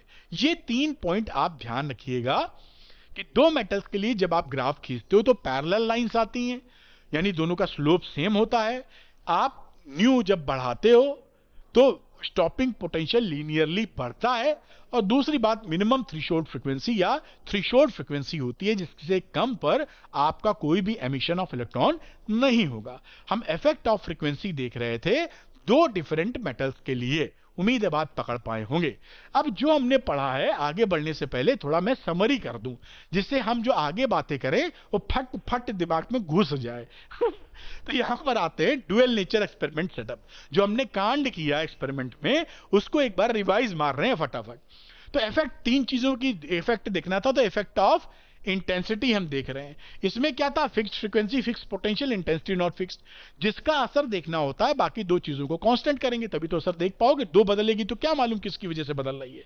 तो हमने देखा जो करंट थी आई, वो प्रोपोर्शनल हो गई थी इंटेंसिटी के, ये हम देख चुके हैं, ठीक है, ग्राफ। दूसरी बात, effect of potential, frequency fixed, fixed intensity, potential not fixed. एक बार पॉजिटिव पोटेंशियल दिया था कलेक्टर प्लेट को, एक बार नेगेटिव पोटेंशियल दिया था। तो हमने क्या देखा, I increases with potential and reach saturation current. जो आप देख रहे हैं, जो करंट थी वो पोटेंशियल के साथ बढ़ती थी, और उसके बाद ये स्मॉल आई लिख दो, small I increases with potential और सैचुरेशन वैल्यू अचीव कर लेती थी, ठीक। कट ऑफ और stopping potential, value of retarding potential for which current is zero. एक हमने कट ऑफ या स्टॉपिंग पोटेंशियल हमने देखा जब रिटार्डिंग पोटेंशियल देख रहे थे, जहां पर करंट की वैल्यू, आई की वैल्यू शून्य हो रही थी। रिटार्डिंग पोटेंशियल वो कट ऑफ पोटेंशियल होता है जहां पर फोटो इलेक्ट्रिक करंट जीरो होती है। तीसरी बात देखा कि stopping potential is independent of its intensity. जो वी नॉट हम लगा रहे थे, स्टॉपिंग पोटेंशियल, रिटार्डिंग पोटेंशियल, वो इंटेंसिटी कम या ज्यादा करने से उस पर कोई फर्क नहीं था। हाँ, फ्रीक्वेंसी पे डिपेंड कर रहा था। मैक्सिमम के इज डिपेंड ऑन फ्रीक्वेंसी। तो K max is independent of intensity हो गए, फ्रीक्वेंसी वाली बात यहां कही जाएगी। तो frequency not fixed, intensity adjusted from same saturation current and fixed potential. ऐसे एडजस्ट किया इंटेंसिटी कि सेम सैचुरेशन करंट मिल जाए, समझने के लिए, स्टडी करने के लिए। तो हमें एक चीज निकल के आ गई थी कि एक थ्रेशोल्ड फ्रीक्वेंसी होती है, जिससे कम अगर फ्रीक्वेंसी सोर्स की रही तो कोई एमिशन ऑफ इलेक्ट्रॉन नहीं होगा, ठीक है, कोई फोटो इलेक्ट्रॉन नहीं निकलेगा। दूसरा, greater the frequency greater the stopping potential. Frequency को बढ़ा रहे हैं तो स्टॉपिंग पोटेंशियल बढ़ रहा है। इससे यह साबित कर रहा है कि maximum kinetic energy of the photo electron is dependent on the frequency. इतनी बात इस एक्सपेरिमेंट में हमने देखी थी। अब इसके बाद आगे की चर्चाएं। अब हम देखते हैं कि ये जो बातें दी उससे 2 मोटे और बड़े ही तगड़े ऑब्जर्वेशन हमारे पास में आए। पहला ऑब्जर्वेशन क्या आया, मैक्सिमम काइनेटिक एनर्जी का, कि जो मैक्सिमम काइनेटिक एनर्जी है वो फ्रीक्वेंसी पे डिपेंड करती है। दूसरी बात, maximum kinetic energy of the photo electrons independent है इंटेंसिटी। 2 प्रमुख बातें हैं, के मैक्स फ्रीक्वेंसी पे डिपेंड कर रही है और के मैक्स इंटेंसिटी पर डिपेंड नहीं कर रही है। दूसरी बात, फॉर ए फ्रीक्वेंसी, हमारे पास एक मिनिमम फ्रीक्वेंसी निकल के आई जिसका नाम थ्रेशोल्ड फ्रीक्वेंसी कर रहे हैं। अगर इंसिडेंट रेडिएशन की फ्रीक्वेंसी उस थ्रेशोल्ड फ्रीक्वेंसी से कम होती है, थ्रेशोल्ड फ्रीक्वेंसी को न्यू नॉट से दिखाते हैं, उससे अगर कम होती है तो कोई एमिशन पॉसिबल नहीं है, कोई एमिशन नहीं होता। ये भी बात पकड़ में आपके आई होगी। अब क्या रहा, ये laws of photo electric emission बना दिए गए। इसी एक्सपेरिमेंट के बेसिस पे 4 लॉज, जो जो ऑब्जर्वेशन हुए, जो दिखे कि पक्की तौर पे हो रहे हैं, उनको मिला के 4 लॉज। आइए फटाफट देखते हैं। पहला लॉ क्या था? करंट इंटेंसिटी के प्रोपोर्शनल था। इस ग्राफ में यही देखा था, ये आई है, ये कैपिटल आई है। तो जैसे जैसे इंटेंसिटी आप बढ़ाते हो, ये आई की वैल्यू फोटो इलेक्ट्रिक करंट बढ़ती जाती है। दूसरी बात हमने क्या देखी कि सैचुरेशन करंट प्रोपोर्शनल थी इंटेंसिटी के। ये सैचुरेशन करंट हुआ करती थी, इंटेंसिटी बढ़ा रहे हैं, सैचुरेशन करंट बढ़ रही है। ये पहला लॉ है। दूसरा लॉ ये पढ़ चुके हैं, आपके सामने दोबारा वही चीजें आ रही है। फॉर एमिशन थ्रेशोल्ड फ्रीक्वेंसी से ज्यादा फ्रीक्वेंसी होनी चाहिए इंसिडेंट रेडिएशन की। ये देखिए थ्रेशोल्ड फ्रीक्वेंसी वाली बातें थी। इससे कम की फ्रीक्वेंसी अगर आप डलवाओगे तो कोई एमिशन नहीं होगा। तो दो बातें यहां हो गई, स्मॉल आई यानी current is proportional to intensity, और सैचुरेशन करंट जो है जिसे आप आई मैक्स कहा करते हैं, वो प्रोपोर्शनल है इंटेंसिटी के। थ्रेशोल्ड फ्रीक्वेंसी का एग्जिस्टेंस, उससे कम की फ्रीक्वेंसी इंसिडेंट हुई तो कोई फोटो इलेक्ट्रॉन ना निकलेगा। अगली बात, के मैक्स प्रोपोर्शनल है फ्रीक्वेंसी के। यहां से समझ में आया था ग्राफ से, जैसे जैसे फ्रीक्वेंसी हम बढ़ाते हैं वैसे वैसे स्टॉपिंग पोटेंशियल बढ़ता चला जाता है। इसका कहने का मतलब है कि के मैक्स बढ़ती चली जाती है। तो K max is proportional to nu frequency, और साथ में K max is independent from intensity. Intensity कुछ भी हो, उससे कोई फर्क नहीं पड़ता आपकी के मैक्स को। तो मैक्सिमम काइनेटिक एनर्जी जो थी फोटो इलेक्ट्रॉन्स की, कोई असर नहीं डालती इंटेंसिटी। बड़ी अच्छी बात है। चौथा क्या था? ये इंस्टेंट प्रोसेस था। मतलब ये जो प्लेट है, एमिटर प्लेट, इस पे जैसे ही इलेक्ट्रोमैग्नेटिक रेडिएशन या यूवी रेज डाली, फट से इलेक्ट्रॉन निकल आता है। इलेक्ट्रॉन को निकलने में कितना वक्त लगता है? 10⁻⁹ सेकेंड। ये बहुत ज्यादा कम है। जैसे ही यूवी रेस पड़ी, फट से बाहर आ जाता है इलेक्ट्रॉन। तो ये एक इंस्टेंट प्रोसेस है। ये 4 लॉज बन जाते हैं फोटो इलेक्ट्रिक इफेक्ट के। ये चारों लॉज आपको याद होने चाहिए, और 3-4 ग्राफ दिखाए हैं, वो भी आपको आने चाहिए। ग्राफ भी इससे खूब पूछे जाते हैं। उम्मीद है ये बात पकड़ में आई। अब घटना क्या घटी कि जब ये कांड हो गया, भाई जो एक्सपेरिमेंटल कांड होता है उसको झुटला नहीं सकते। कोई भी कितना भी महान साइंटिस्ट हो, जो चीज एक्सपेरिमेंटली आ रही है वो सच है। अब उसके पीछे का एक्सप्लेनेशन आप दीजिए, वो आपको बैठाना है। थ्योरी थ्योरी तो हम लोग या इंसान डेवलप करता है, एक्सपेरिमेंट तो एक्सपेरिमेंट है भाई। अब इसमें क्या हुआ, जो हमारी क्लासिकल वेव थ्योरी थी वो फेल कर गई। मतलब ये जो घटना हो रही है उसको हम इलेक्ट्रोमैग्नेटिक जो वेव्स होती हैं इनको, क्योंकि जो ईवी इलेक्ट्रोमैग्नेटिक रेडिएशन है, ये वेव मान के हम एक्सप्लेन नहीं कर पाए इसको। इसी वजह से हम ये प्रूफ करेंगे। अभी फिर क्या होगा, फेलियर साबित करेंगे, और फिर आइंस्टाइन बताएंगे कि इसको अगर आप वेव ना मानो, फोटोन मानो, तो उससे ये चीजें सिद्ध हो जाएंगी। तो यहीं पर यही बात कही जा रही है कि जो वेव होती हैं उनके पास 2 कैरेक्टर हो जाते हैं। वेव का कैरेक्टर हमने पढ़ा पहले वाले चैप्टर्स में, जहां इंटरफेरेंस पढ़ा, जहां डिफ्रैक्शन पढ़ा, वो वेव के पैटर्न है, और इसको वेव से सिद्ध नहीं कर पाए, फोटोन या पार्टिकल नेचर मान के सिद्ध कर रहे हैं। तो इसका मतलब क्या है, जो वेव होती है इलेक्ट्रोमैग्नेटिक वेव, उसके बाद वेव नेचर भी होता है, इंटरफेरेंस और डिफ्रैक्शन सिद्ध करता है, और फोटो इलेक्ट्रिक इफेक्ट ये मजबूर करता है कि हम इसको वेव पार्टिकल नेचर भी माने। तो ये डुअल नेचर हो जाता है रेडिएशन का। यही चैप्टर है। क्या है chapter? Dual nature of radiation, जो हम बात कर रहे थे, एंड मैटर। तो मैटर की भी बात करेंगे। रेडिएशन का डुअल नेचर का मतलब कि वेव के पास वेव नेचर तो है ही, साथ में पार्टिकल नेचर भी है, जो इस एक्सपेरिमेंट से प्रूव हो जाएगा, अभी प्रूव हो रहा है। दूसरा मैटर, मैटर का मतलब है पार्टिकल नेचर है लेकिन उसके पास वेव नेचर भी होगा। इसी चैप्टर के अंदर डी ब्रॉय वेव्स आ जाएंगी। तो समझो चैप्टर को, डुअल नेचर। किस चीज का डुअल नेचर भैया? Radiation and matter. रेडिएशन का मतलब वेव है और पार्टिकल नेचर सिद्ध हो गया, और इसी तरीके से जो पार्टिकल है उसके पास वेव नेचर। इसलिए दोनों नेचर एक दूसरे के पूरक हो जाएंगे। पहले अलग अलग समझे जाते थे, वेव अलग कहानी है, पार्टिकल अलग कहानी है।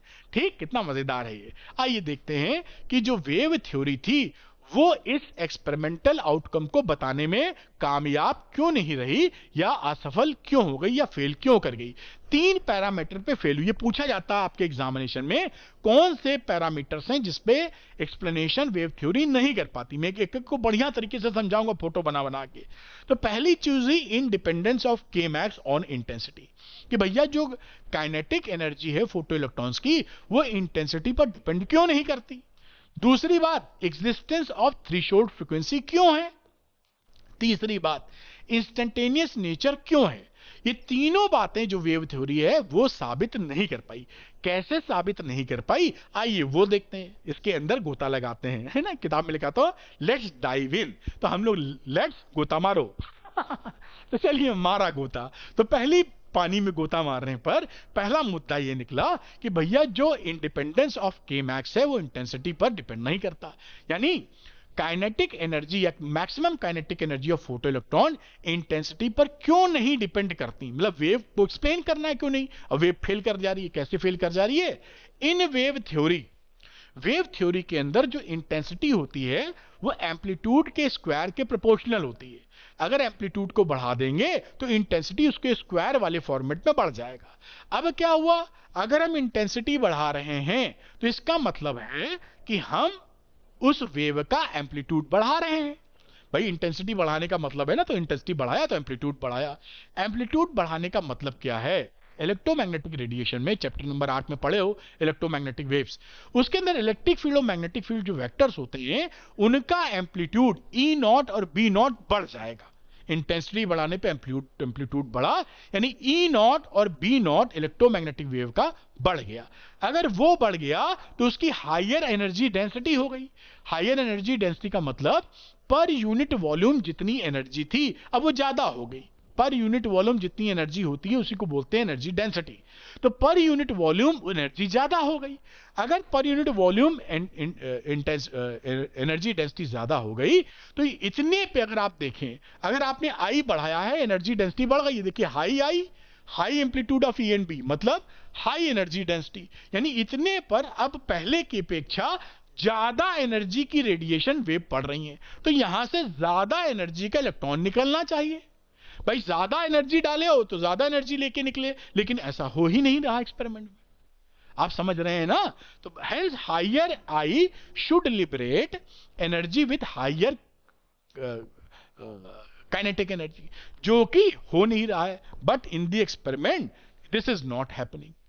तो ये बात ये सिद्ध नहीं कर पाए वेव थ्योरी वाले। कबाड़ा बात समझ में आई ना? फिर से एक बार रिपीट कर रहे हैं, आई बढ़ाने से क्या होगा? इलेक्ट्रोमैग्नेटिक वेव का इलेक्ट्रिक फील्ड वेक्टर और मैग्नेटिक फील्ड वेक्टर का एम्पलीट्यूड बढ़ जाएगा। Electric field magnetic field vector बढ़ने से एनर्जी डेंसिटी बढ़ जाएगी। एनर्जी डेंसिटी का मतलब एक यूनिट वॉल्यूम में जितनी एनर्जी है वो बढ़ जाना। तो ये बढ़ गई, अगर बढ़ गई तो जो इलेक्ट्रॉन पे ये गिर रही है उसको ज्यादा एनर्जी मिल रही है, तो ज्यादा एनर्जी से निकलना चाहिए। लेकिन भाई साहब वो ऐसा कर ही नहीं रहे, ये एक्सपेरिमेंट में सिद्ध हुआ है और इसका जवाब वेव थ्योरी से नहीं दिया जा सका। चलिए एक मुद्दा हुआ, फेलियर ऑफ वेव थ्योरी। दूसरी बात, existence of threshold frequency new not. ये न्यू नॉट जो फ्रीक्वेंसी है वो एग्जिस्ट क्यों करती है, ये बात भी वेव थ्योरी से साबित नहीं की जा सकी। क्यों? अब कहा गया कि एक लाइट वेव ले लेते हैं, किसी फ्रीक्वेंसी की ले लो, अब उसकी जो सफिशिएंट इंटेंसिटी की हो, जो सफिशिएंट टाइम के लिए डाली जाए। जैसे यहां पर एक प्लेट है, इसके ऊपर हमने कोई फ्रीक्वेंसी ले ली और इसको बहुत टाइम, मान लीजिए 1 मिनट के अंदर इलेक्ट्रॉन नहीं निकला। धूप में आपने लोहे की कुर्सी 1 मिनट के लिए रखी, धूप हल्की है तो नहीं गर्म हुई, आपने घंटे भर के लिए छोड़ दी तो गर्म हो जाती है ना। 1 घंटे में धीरे धीरे एनर्जी लेती है, गर्म हो जाती है, बैठना मुश्किल हो जाता है। स्कूटी है या आपकी साइकिल की गद्दी पे तो उतना असर कितना दिखता होगा, लेकिन मोटरसाइकिल की गद्दियां धूप में गर्मी में इतनी गर्म होती है कि बैठो तो पकौड़ा बन जाता है पीछे। इसीलिए तो कि आधे घंटे में खोलने लगती है, शायद 10 सेकंड या 1 मिनट में इतनी ना खोले। ठीक वही काम यहां कहा जा रहा है कि अगर इंटेंसिटी आपने ज्यादा लगा दी, तो इंटेंसिटी अगर ज्यादा कह रहे हैं, अगर फ्रीक्वेंसी कुछ भी है, अगर 1 मिनट में एनर्जी ये इलेक्ट्रॉन नहीं निकल पाया तो हम 10 मिनट के लिए छोड़ देंगे, धीरे धीरे एनर्जी लेगा तो इलेक्ट्रॉन फुदक के बाहर निकल आना चाहिए। अरे भाई 10 मिनट में नहीं निकला तो 100 मिनट में निकले, 100 मिनट में नहीं निकला तो 10 दिन में निकले, कभी तो निकले। लेकिन ऐसा हो ही नहीं रहा, धीरे धीरे एनर्जी पड़ी और इलेक्ट्रॉन को लेनी चाहिए और फुदक जाना चाहिए बाहर, ऐसा कर ही नहीं पाए। तो वेव थ्योरी कहती है अब हम क्या बताएं भाई, होना तो चाहिए था, तो फेल कर गई। Should impart enough energy to the electron for ejection. आप समझे ना कि तुरंत नहीं निकल रहा है तो भाई 10 मिनट में लिखा है, 1 घंटे में निकला, 10 घंटे में निकला, 100 दिन में निकला, कभी नहीं निकलता। तो ये थ्रेशोल्ड का एग्जिस्टेंस बताने में वेव थ्योरी फेल कर गई। अच्छा तीसरा कहानी देखते हैं, द इंस्टेंटेनियस नेचर ऑफ, जो हो रहा था इंस्टेंटेनियस नेचर वो वेव थ्योरी नहीं साबित कर पाई। वो क्या बोलती है, देखिए, वो ये बोलती है कि जब इसके ऊपर वेव फॉर्म में वेव फ्रंट है, जब ये वेव फ्रंट पड़ेगा, तो मान लीजिए जब वेव फ्रंट यहां पड़ा, तो ये जो इलेक्ट्रॉन है ये तो इतनी ही एनर्जी ले पाएगा ना इस वेव फ्रंट से, तो it will take certain time. सभी लोग जो इलेक्ट्रॉन इंटरसेप्ट कर रहा है इस एनर्जी पैटर्न को, वो बहुत थोड़ी एनर्जी लेगा, क्योंकि वेव तो सब पे एक साथ पड़ेगी। तो it will take certain time for electron to कि इतना एनर्जी ले पाए कि इजेक्शन कर पाए। इसका मतलब है इलेक्ट्रॉन तुरंत नहीं निकल सकता, क्योंकि जो एनर्जी का इंटरसेप्शन है इलेक्ट्रॉन के द्वारा वो बहुत कम है। तो डेफिनेट टाइम लगेगा कि उतनी एनर्जी ले ले तब निकले, लेकिन ऐसा हो नहीं रहा। या तो इलेक्ट्रॉन फट से निकलता है, आप समझे ना भाई, एनर्जी पड़ी तो इसने बहुत छोटी सी एनर्जी इस इलेक्ट्रॉन को दी, क्योंकि टकराएगा वेव यहां पर। अब उसके बाद वेव लगातार टकराएगा तो मान लीजिए कुछ समय लगेगा इलेक्ट्रॉन को एनर्जी लेने में, फिर निकलेगा इलेक्ट्रॉन। जब एनर्जी मिल जाएगी इतनी निकलने भर की तो निकलेगा, लेकिन यहां पर ऐसा नहीं हो रहा है। यहां पर तो इलेक्ट्रॉन फट से निकल रहा है, इंस्टेंटेनियस प्रोसेस है। ये भी वेव थ्योरी एक्सप्लेन करने में फेल कर गई। अब वेव थ्योरी फेल कर गई, तीन तीन प्रमुख बातों को अब किया जाए, तो उसके लिए फिर आपके हीरो आते हैं आइंस्टाइन। 1905 में ये एक नया शिगुफा छेड़ते हैं, नई थ्योरी छेड़ते हैं on the basis of Planck theory. Planck theory पहले थी, आ चुकी थी, उसका बेस लेकर अपनी बात कहते हैं, और इसकी वजह से ये बात सही मानी जाती है और एक्सपेरिमेंटली भी आगे सही होती है। तो 1905 में जो बातें इन्होंने कही थी, इस वजह से आइंस्टाइन को 1921 में 1921 में नोबेल पुरस्कार दिया जाता है। कितना मजेदार किस्सा है। खैर, देखते हैं कि इन्होंने कहानी क्या कही, क्योंकि जो फेलियर हो गया, भाई कोई घटना एक्सपेरिमेंटली घट रही है तो उसका कोई चीज बतानी तो पड़ेगी, आखिर ऐसा क्यों हो रहा है। तो आइंस्टाइन साहब आते हैं, वो कहते हैं भैया 1905 में Einstein explain photo electric effect on the basis of Planck's quantum theory. अब प्लैंक्स क्वांटम थ्योरी क्या कहती है? प्लैंक्स क्वांटम थ्योरी कहती है कि जो इलेक्ट्रोमैग्नेटिक रेडिएशंस हैं, जो लाइट है, वो एनर्जी के पैकेट के फॉर्म में चलती है। उस पैकेट को बोलते हैं फोटॉन्स, और हर फोटॉन जो एनर्जी कैरी करता है उसकी वैल्यू होती है एच न्यू। समझ रहे हैं? वो वेव नहीं है, वेव का खेल खत्म। प्लैंक थ्योरी बोल रही थी कि भैया वो एनर्जी के पैकेट्स हैं, और एक पैकेट कितनी एनर्जी, उसी को बोल रहे हैं फोटोन। और फोटोन कितनी एनर्जी लेके चलता है? एच है प्लैंक्स कांस्टेंट, और न्यू है फ्रीक्वेंसी ऑफ द फोटोन। इतनी एनर्जी लेके चलेगा। तो आइंस्टाइन ने इसका सहारा लिया, वेव नेचर की बात कही छोड़ो, इधर पकड़ते हैं। इसको पकड़कर उन्होंने पकड़ा थ्योरी को। अब थ्योरी में जो मेन पॉइंट्स उन्होंने पकड़े वो बताते हैं, फिर हम एक्सप्लेनेशन करेंगे उसका। जो जो गड़बड़ी नहीं साबित कर पाए थे वेव थ्योरी से, वो आइंस्टाइन कैसे उसको सरलता से बोल देते हैं वो देखेंगे। लेकिन उससे पहले मुद्दा क्या उन्होंने कहा क्या, कि इन चीजों को समझना होगा। पहली बात, उन्होंने कहा कि जो फोटो इलेक्ट्रिक एमिशन है वो दो पार्टिकल के बीच का इंटरेक्शन है। ये मामला दो पार्टिकल के बीच का है। एक तो फोटोन, लाइट को फोटोन मान लिए, अब फोटोन, और जिससे ये टकरा रहा है वो इलेक्ट्रॉन। तो इलेक्ट्रॉन भी पार्टिकल और टकराने वाला फोटोन भी पार्टिकल। तो ये इंटरेक्शन बिटवीन पार्टिकल का मामला है, पार्टिकल पार्टिकल का। वेव की छुट्टी हो चुकी है, तो ये इंटरेक्शन बिटवीन टू पार्टिकल्स हो गया, इलेक्ट्रॉन एंड फोटोन। ठीक है। दूसरी बात, जब फ्री इलेक्ट्रॉन जो फ्री इलेक्ट्रॉन होता है वो मेटल से बाउंड होता है, ये इस लेक्चर के शुरू में बता चुके हैं। जैसे ही बाहर निकलने की कोशिश करता है, कंडक्टर पॉजिटिव हो जाता है, कच्चे से खींच लेता है। तो यहां पर इलेक्ट्रॉन को मेटल को छोड़ के जाने के लिए एक मिनिमम फ्रीक्वेंसी, मिनिमम एनर्जी चाहिए होगी। उसी एनर्जी को हम बोलते हैं वर्क फंक्शन। वो एनर्जी मिल जाएगी तो वो लेकर निकल लेगा, कंडक्टर को छोड़ देगा। दूसरी बात ये हो गई। तीसरी बात, आइंस्टाइन साहब क्या बोलते हैं? वो ये बोलते हैं कि जो इंसिडेंट फोटोन है, जो एच न्यू एनर्जी लेके आ रहा है, इस एनर्जी के, एच न्यू एनर्जी के दो इस्तेमाल होंगे। पहला इस्तेमाल ये इलेक्ट्रॉन करेगा वर्क फंक्शन में, यानी वो मिनिमम एनर्जी जिसको लेके ये कंडक्टर से, मेटल से बाहर आ पाए। तो बाहर आने में खर्चा कर दी, और जितना पैसा बचा है, जितनी एनर्जी बची, वो इसकी जेब में हो गई, वो काइनेटिक एनर्जी के फॉर्म में दिखाई पड़ रही है। जैसे पापा ने आपको 1000 रुपए दिए, सपोज करिए, आप पिक्चर देख के निकले, तो पिक्चर में पीवीआर में 150 रुपए, 250 रुपए घुस गए, तो बचे तो 750। या घर से निकलने में ही आपकी मम्मी खड़ी है कि जो भी पैसा पापा देंगे 200 मैं ले लूंगी तुमसे, तुम बहुत खर्चा करते हो, तो 200 रुपए टैक्स लग गया। घर से निकलने का, तो वो 200 रुपए तो वर्क फंक्शन हो गए। अब 800 रुपए बचे क्योंकि पापा ने तो 1000 दिए, तो वो काइनेटिक एनर्जी है। 800 रुपए आप कहीं भी खर्चा कर सकते हैं, चाय कॉफी पिक्चर देखने या जो भी मन चाहे, कुछ ऐसा मामला है। तो एचन्यू का दो पार्ट में इसका इस्तेमाल हो गया, एक तो वर्क फंक्शन कंडक्टर मेटल से बाहर निकलने में, और दूसरा जितनी काइनेटिक एनर्जी बची। यही बात यहां पे लिखी हुई है, आप आसानी से समझ गए होंगे। ये इसलिए कि नोट्स आप बढ़िया तरीके से प्रेजेंट कर सकें, वर्क फंक्शन में और दूसरी जो काइनेटिक एनर्जी मिली। ये कीवर्ड्स मैंने हाईलाइट भी किए हैं, जैसे उन मुद्दों को आप छोड़े नहीं। अब चौथा इन्होंने बातें जो की, ये बातें ये बोली कि जो फोटॉन्स गिरते हैं इस मेटल के ऊपर, फोटोसेंसिटिव मेटल्स के ऊपर, उनमें से 1% से भी कम फोटोन कैपेबल होते हैं फोटो इलेक्ट्रॉन निकालने के लिए। अगर 100 फोटोन गिरेंगे तो शायद 1 फोटो इलेक्ट्रॉन निकलेगा। ये रेशियो होता है।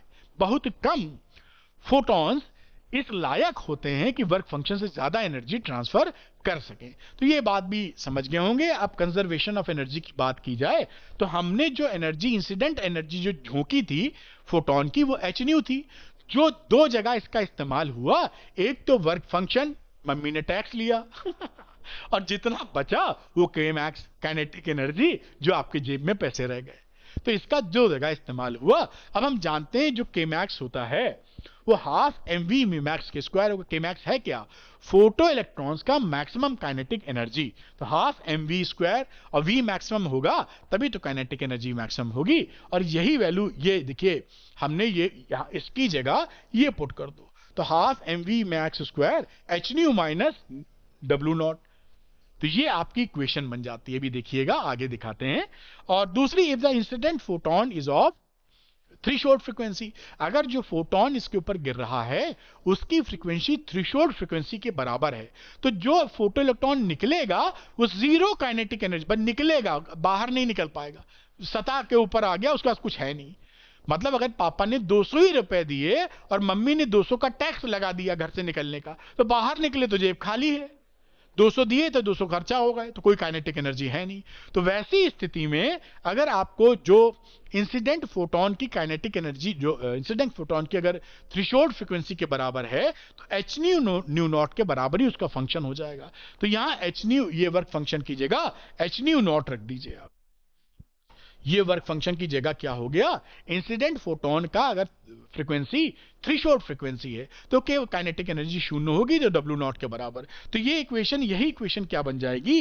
हाफ mv मैक्स का स्क्वायर h न्यू, और ये h न्यू नॉट इधर से रखा, इससे h कॉमन ले ले तो न्यू माइनस न्यू नॉट। अब ये इक्वेशन और ये दोनों इक्वेशन जो होती हैं, ये दोनों इक्वेशन आइंस्टाइन की फोटो इलेक्ट्रिक इक्वेशंस कहलाती हैं। आपसे ये लिखने को आता भी है कि आइंस्टाइन की फोटो इलेक्ट्रिक इक्वेशंस बताइए, तो दोनों में से कोई भी बता सकते हैं, और दोनों एक ही जैसी हैं, तो दोनों ही लिख के अपने एग्जामिनर को खुश कर सकते हैं। उसको समझ में आएगा कि बच्चा रट्टा नहीं मारता है, पूरी अंडरस्टैंडिंग है इसको, है ना।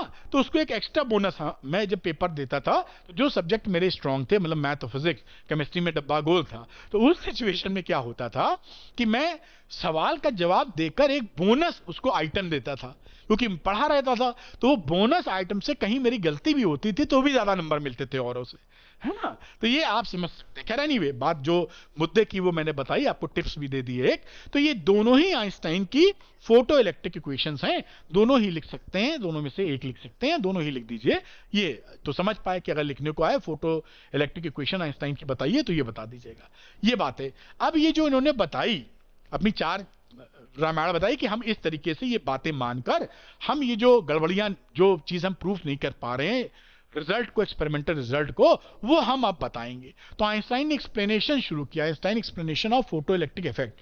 वेव थ्योरी जो बताने में फेल कर रही थी, उस सबका सलूशन दे पाई। तो उन्होंने पहली बात क्या करी, उन्होंने कहा कि भैया ऐसा है, जब आप इंटेंसिटी ऑफ लाइट बढ़ाते हो, जो सोर्स इलेक्ट्रोमैग्नेटिक रेडिएशन निकाल रहा है उसका आई बढ़ाते हो।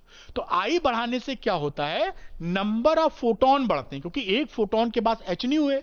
जब ज्यादा इंटेंसिटी कर दोगे तो 100 फोटोन की जगह 500 फोटोन निकलेंगे। तो 500 फोटोन निकलेंगे तो जब उस मेटल से टकराएंगे तो पहले 100 फोटोन टकरा रहे थे, अब 500 टकराएंगे तो पहले इलेक्ट्रॉन 5 निकल रहे थे तो अब 50 निकलेंगे। तो जब इलेक्ट्रॉन निकलने वाले ज्यादा निकलेंगे तो आपकी फोटो इलेक्ट्रिक करंट बढ़ जाएगी। यानी आई बढ़ाने पर स्मॉल आई यानी फोटो इलेक्ट्रिक करंट इसलिए बढ़ती है। जब आप इंटेंसिटी बढ़ाते हो, फिर से ध्यान दिलवा रहे हैं, तो नंबर ऑफ फोटोन बढ़ते हैं, एक फोटोन की एनर्जी नहीं बढ़ती, गिनती बढ़ती है। सब जैसे सेना है आपके पास, सोल्जर्स, तो पहले 100 थे तो 100 की जगह और 100 शामिल की तो अब 200 हो गए, लेकिन एक के पास ताकत उतनी है।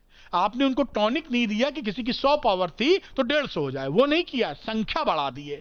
तो यही कांड यहां हो रहा है कि अगर आप आई बढ़ा रहे हो तो नंबर ऑफ फोटॉन्स बढ़ रहे हैं, जिसकी वजह से टकराने वाले फोटोनों की संख्या बढ़ गई और नंबर ऑफ इजेक्टेड इलेक्ट्रॉन बढ़ गए, जिससे करंट बढ़ी हुई मिली।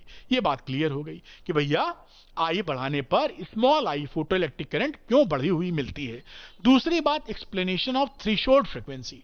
अब ये जो इक्वेशन उन्होंने बताई थी, आइंस्टाइन की equation, half m v v max square h nu minus nu naught, अगर यहां पर आप न्यू की वैल्यू इस न्यू नॉट से छोटी ले लो, थ्रेशोल्ड फ्रीक्वेंसी से कम, तो ये गिनती क्या हो जाएगी, निगेटिव आ जाएगी, क्योंकि ये टर्म इससे छोटा हो जाएगा। एच तो फिक्स ही है, न्यू अगर न्यू नॉट से छोटी है तो this will become negative number.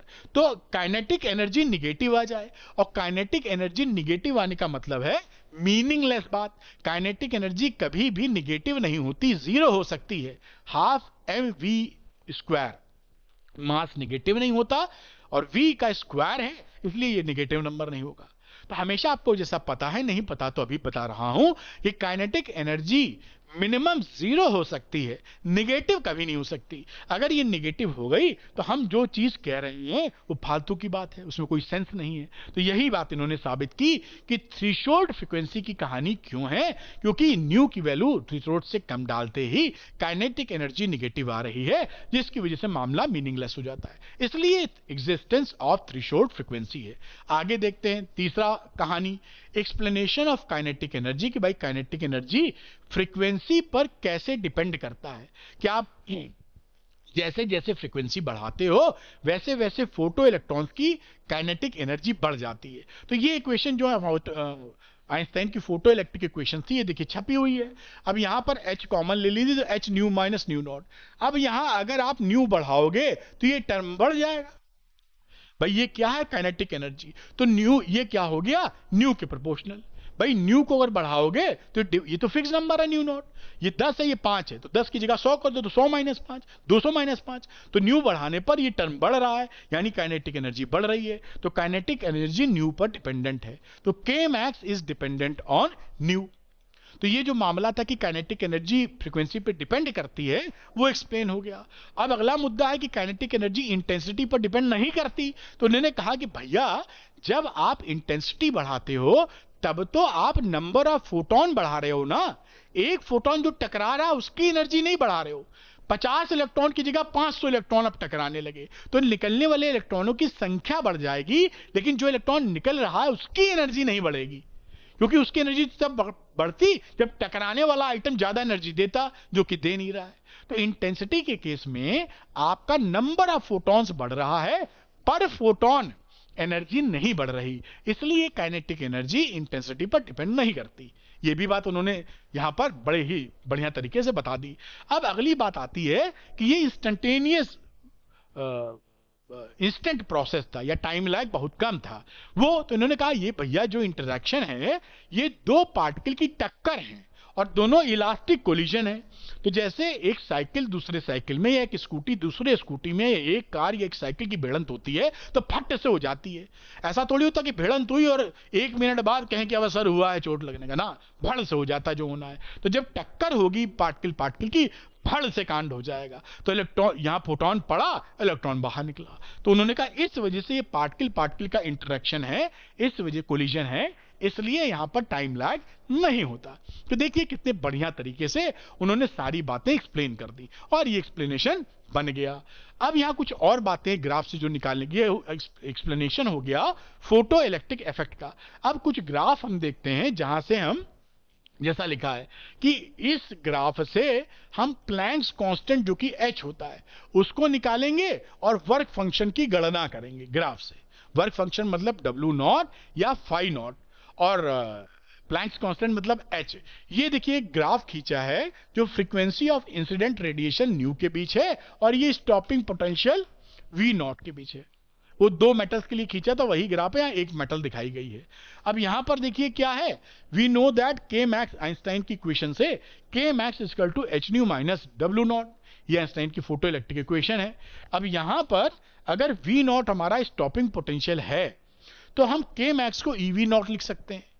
अगर V not is the stopping potential तो maximum kinetic energy of the photoelectron is equal to EV not. तो हम क्या करेंगे, इस K मैक्स की जगह EV नॉट पुट कर देंगे। तो EV naught is equal to h nu minus W naught. बहुत बढ़िया, शानदार। अब हम क्या कर रहे हैं, इसको यहां पर E से डिवाइड कर देंगे। E तो इलेक्ट्रॉन का चार्ज होता है ना, इस इक्वेशन को E से डिवाइड कर दो या इस E को नीचे ले लो। तो ये V not is equal to H by E, देखिए minus W not upon E, ये इक्वेशन बन गई। अब इस इक्वेशन को अगर आप कंपेयर कर दो स्ट्रेट लाइन इक्वेशन से, स्ट्रेट लाइन इक्वेशन में ये हुआ करता था x और ये हुआ करता था y, आपको पता ही है एक्सेस, और यहां पर x की y की जगह v नॉट है, ये देखिए v नॉट है, और x की जगह फ्रीक्वेंसी है, ये फ्रीक्वेंसी है। तो हम इसे स्ट्रेट लाइन से कंपेयर कर देते हैं और देखते हैं कि बिल्कुल ये स्ट्रेट लाइन फॉर्म कर रहा है, ये स्ट्रेट लाइन बन रही है। इसमें अब देखिए कंपेयर करने पर ये जो स्लोप है ये h बाई ई के बराबर आ गया। देख लेना कंपेयर करके, एक्सेस भी समझा दिया। और ये जो c हुआ करता था ये y इंटरसेप्ट होता है, ये c का मतलब है जहां काट रहा है, this is the value of c। यहां से जो भी y ओरिजिन से जितना भी y इंटरसेप्ट आता है वो इस इक्वेशन को c कहलाता था। तो यहां पर ये c की वैल्यू आ गई minus W not upon E, ये y इंटरसेप्ट आ गया इस इक्वेशन से कंपेयर करने के बाद। अब देखिए बड़ी मजेदार बात, अब पहले में क्या करेंगे, to determine the slope of this straight line, कोई भी दो पॉइंट ले लीजिए स्ट्रेट लाइन पे, ये मान लीजिए a ले लिया, ये मान लीजिए a भी, क्योंकि स्ट्रेट लाइन का स्लोप तो सेम ही फिक्स होता है।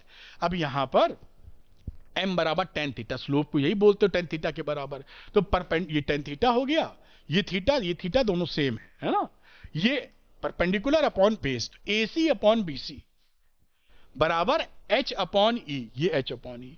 अगर h निकालना है तो ग्राफ से AC BC निकाल ही लोगे, E से मल्टीप्लाई कर दो, प्लैंक्स कांस्टेंट आ जाएगा। यही बात यहां लिखी गई है, h is equal to E into AC upon BC। AC और BC कहां से आएगा, ग्राफ से, और इलेक्ट्रॉन पे पाए जाने वाला चार्ज तो हमें पता ही है, तो हम यहां से E निकाल सकते हैं, E into slope of new not and V not and new graph. और ये हमारा प्लैंक्स कांस्टेंट निकालने का तरीका हो गया। इसको पकड़े रहिए, कभी ग्राफ आ जाए तो इस तरीके से स्लोप निकाल देंगे या आप h निकालने का तरीका इस तरह इस्तेमाल करेंगे। अब बात करते हैं वर्क फंक्शन में। तो ये देखिए ये जो इंटरसेप्ट है y इंटरसेप्ट क्या है, वर्क फंक्शन। तो y not W not upon E, तो for work function W not intercept on vertical axis, ये जो है इतना हिस्सा, ये माइनस डब्ल्यू नॉट अपॉन, ये माइनस दिखा रहा है, निगेटिव वाई एक्सेस पे है तो माइनस छोड़ दीजिए आप, कोई दिक्कत नहीं। तो ये वैल्यू डब्ल्यू नॉट कितनी हो गई, E into Y intercept, E into magnitude of intercept on vertical axis, ये C है, समझ रहे हो ना। तो ये जितनी वैल्यू थी उसको E से मल्टीप्लाई कर दीजिए, ये वर्क फंक्शन है। यानी हम क्या करेंगे, E को इतने C से y इंटरसेप्ट से मल्टीप्लाई कर दो तो आपका वर्क फंक्शन निकल आएगा। तो ये ग्राफ से कैसे आप प्लैंक्स कांस्टेंट और वर्क फंक्शन निकाल सकते हैं, एकदम मधुर तरीके से मैंने आपको बता दिया। उम्मीद करता हूं ये पूरी बात आप तक पहुंची होगी। जो बच्चे इसका PDF चाहते हैं, शानदार नोट्स का जो बाजार में भी अवेलेबल नहीं है, पैसा खर्चा करने पर भी, किसी को फीस देने पर भी नहीं मिलेंगे, वो आप यहां पर ले सकते हैं। कैसे, अरविंद एकेडमी ऐप डाउनलोड करके आप इसको फ्री में डाउनलोड कर सकते हैं। कैसे डाउनलोड करना है इस वीडियो के शुरू में मैंने बताया है, तो आप देख लीजिए 1 मिनट, और अगर चाहते हैं PDF तो ले सकते हैं। खैर अब कुछ क्वेश्चंस कर लेते हैं जैसे बात पकड़ में पूरी तरीके से आ जाए। अब यहां लिखा है एग्जांपल 11.1 जो कि NCERT का ही है, बहुत पूछा गया है, बहुत सरल सवाल है। मोनोक्रोमेटिक लाइट, मोनोक्रोमेटिक का मतलब होता है सिंगल, क्रोमा मतलब कलर, मोनो मतलब एक, सिंगल। सिंगल कलर की लाइट है जिसकी फ्रीक्वेंसी है 6 इंटू 10 की पावर 14 हर्ट्ज, ये फ्रीक्वेंसी है। इज प्रोड्यूस्ड बाय लेजर, एक लेजर से प्रोड्यूस की गई है। The power emitted is this one, इसकी पावर इतनी बताई गई है। What is the energy of photon in the light beam, इस बीम के अंदर फोटोन की एनर्जी क्या? भाई फोटोन की एनर्जी तो एच न्यू हुआ करती थी, तो इसका इस्तेमाल कर लीजिए। Each photon has an energy E is equal to h nu. Planck's constant होता है, इसको याद कर लें, 6.63 इंटू 10 की पावर माइनस 34, और फ्रीक्वेंसी कितनी दे रखी है 6 इंटू 10 की पावर 14। अब इसको सिंपली आप मल्टीप्लाई कर लीजिए। आपने इसको मल्टीप्लाई किया तो 3.98 इंटू 10 की पावर माइनस 19 जूल आ गया, और यही आपका आंसर है पहले पार्ट का, कि इस बीम में, इस लेजर बीम के अंदर एक फोटोन की कितनी एनर्जी है, एच न्यू से निकाल ली। आगे लिख रहा है कि how many photons per second on an average are emitted by the source, जो सोर्स है जहां से लाइट निकाल रहे हो, पर सेकेंड कितना फोटोन निकाल रहा है। जबकि यहां पर देखिए पावर दे रखी है आपको, ये पावर, तो आप यहां पर देखें, if N is the number of photons emitted per second, N जो है कैपिटल एन, वो नंबर ऑफ फोटॉन्स है एमिटेड पर सेकेंड, तो the power P transmitted in the beam equals N times the energy per photon, यानी जो power हो जाएगी वो एन के बराबर हो जाएगी। भाई एक की एनर्जी है एच न्यू, और एक सेकंड में कितने फोटोन निकल रहे हैं एन, तो एक सेकंड में जितनी एनर्जी होती है उसी को तो पावर बोलते हैं, P is equal to W by T. तो वो ही पावर आपकी हो गई एन इंटू ए, क्योंकि एन क्या है, एक सेकंड में निकलने वाला फोटोन। अब यहां से आप एन की बात करो, पी बाई ई, एन क्या है, पी बाई ई। पी की वैल्यू रख दी वॉट में, 2 इंटू 10 की पावर माइनस 3, और ये एक फोटोन की एनर्जी 3.98 इंटू 10 की पावर माइनस 19। कैलकुलेट कर लीजिए इसको, और ये वैल्यू आ गई 5 इंटू 10 की पावर 15 फोटॉन्स पर सेकेंड। ये दूसरे का, ये इंपॉर्टेंट है, कई बार आपके एग्जाम में ये सवाल पूछा जा चुका है, तो इस तरीके से इसको कर लीजिएगा। आएगा, हो सकता फिर आ जाए, देखिए बहुत सरल है लेकिन आप इसको कर पाएंगे। चलिए अगला सवाल देखते हैं, अगला न्यूमेरिकल देखते हैं। आइए ये न्यूमेरिकल देखते हैं 11.2। The work function of caesium is 2.14 electron volt. एक सीजियम मेटल है, उसका वर्क फंक्शन क्या है, 2.14 electron volt. Find the threshold frequency of the caesium, देख लेते हैं। तो थ्रेशोल्ड फ्रीक्वेंसी होती है W0 या फाई नॉट, जिससे भी आप शो करते हैं, H इंटू न्यू नॉट। अब यहां पर न्यू नॉट की वैल्यू हो जाएगी phi naught upon h. Phi naught value क्या हो गई, ये देखिए वर्क फंक्शन दिया है 2.14 इलेक्ट्रॉन वोल्ट, और ये एच की वैल्यू हमने जूल पर सेकंड एसआई सिस्टम में डाली, तो उसको चेंज करना पड़ेगा इलेक्ट्रॉन वोल्ट को एसआई सिस्टम में। तो 6.63 इंटू 10 की पावर माइनस 34 जूल सेकेंड। अब इसको हमने क्या किया, 2.14 को जूल में चेंज करने के लिए 1 इलेक्ट्रॉन वोल्ट बराबर 1.6 इंटू 10 की पावर माइनस 19, उससे मल्टीप्लाई कर दिया। तो 2.14 इंटू 1.6 इंटू 10 की power minus 19 joule upon Planck's constant. इसको सॉल्व किया तो आ गया 5.16 इंटू 10 की पावर 14 हर्ट्ज। ये क्या है, थ्रेशोल्ड फ्रीक्वेंसी। पहले पार्ट का आंसर आ चुका है। अच्छा, दूसरी चीज, the wavelength of the incident light if the photo current is brought to zero by a stopping potential of 0.60 volt. Stopping potential ये बता दिए हैं कि 0.60 वोल्ट है, और वेवलेंथ बतानी है अपने को। तो when photo electric current become zero, तो के मैक्स की वैल्यू ईवी नॉट के बराबर होती है। हम जानते हैं जो के मैक्स है, स्टॉपिंग पोटेंशियल वी नॉट को ई से मल्टीप्लाई कर दीजिए तो के मैक्स के बराबर होती है। अब के मैक्स को यहां पर देखिए फोटो इलेक्ट्रिक इक्वेशन की इस्तेमाल किया है, ये है एच न्यू। एच न्यू को तो एस सी अपॉन लेमडा लिख सकते हो, ये आपको पता है कि जो एच न्यू होती है, न्यू का मतलब फ्रीक्वेंसी, इसको C upon lambda, V is equal to nu lambda. तो इस तरीके से आप सी अपॉन लेमडा इसको लिखा जा सकता है। तो आइंस्टाइन की इक्वेशन है ये, h nu minus work function बराबर के मैक्स। तो ये h c upon lambda minus work function बराबर ईवी नॉट, ये हो गया। अब यहां से अगर हम लेमडा निकालें तो ये क्या हो जाएगा, एच सी, ये जो लिखा है ये इधर जोड़ दो, फिर नीचे आ जाएगा EV not plus mu naught. बहुत आराम से कर दिया, आप इसको ध्यान से देख सकते हैं। इस वर्क फंक्शन को आप इधर जाके जोड़ दीजिए, लेमडा निकालना है, जोड़ दीजिए लेमडा इधर, अब पूरा टर्म नीचे, तो work function plus EV not, और ऊपर न्यूमिनेटर में एच सी। अब वैल्यू डाल देते हैं, एच की वैल्यू याद करके रखिए, 6.63 इंटू 10 की पावर माइनस 34। सी है 3 × 10⁸ और ईवी नॉट हो गया 1, ये इसको जो दे रखा है उसको ईवी नॉट लिख दिया, ये 0.60 और ये ई का चार्ज, और ये रहा फाई नॉट दे रखा था वर्क फंक्शन। तो ये वर्क फंक्शन 2.14 × 10⁻, इसको चेंज कर लिया, वर्क फंक्शन दे रखा है इलेक्ट्रॉन वोल्ट में, तो हम चेंज कर लेंगे जूल में, इसी में कैलकुलेशन कर रहे हैं।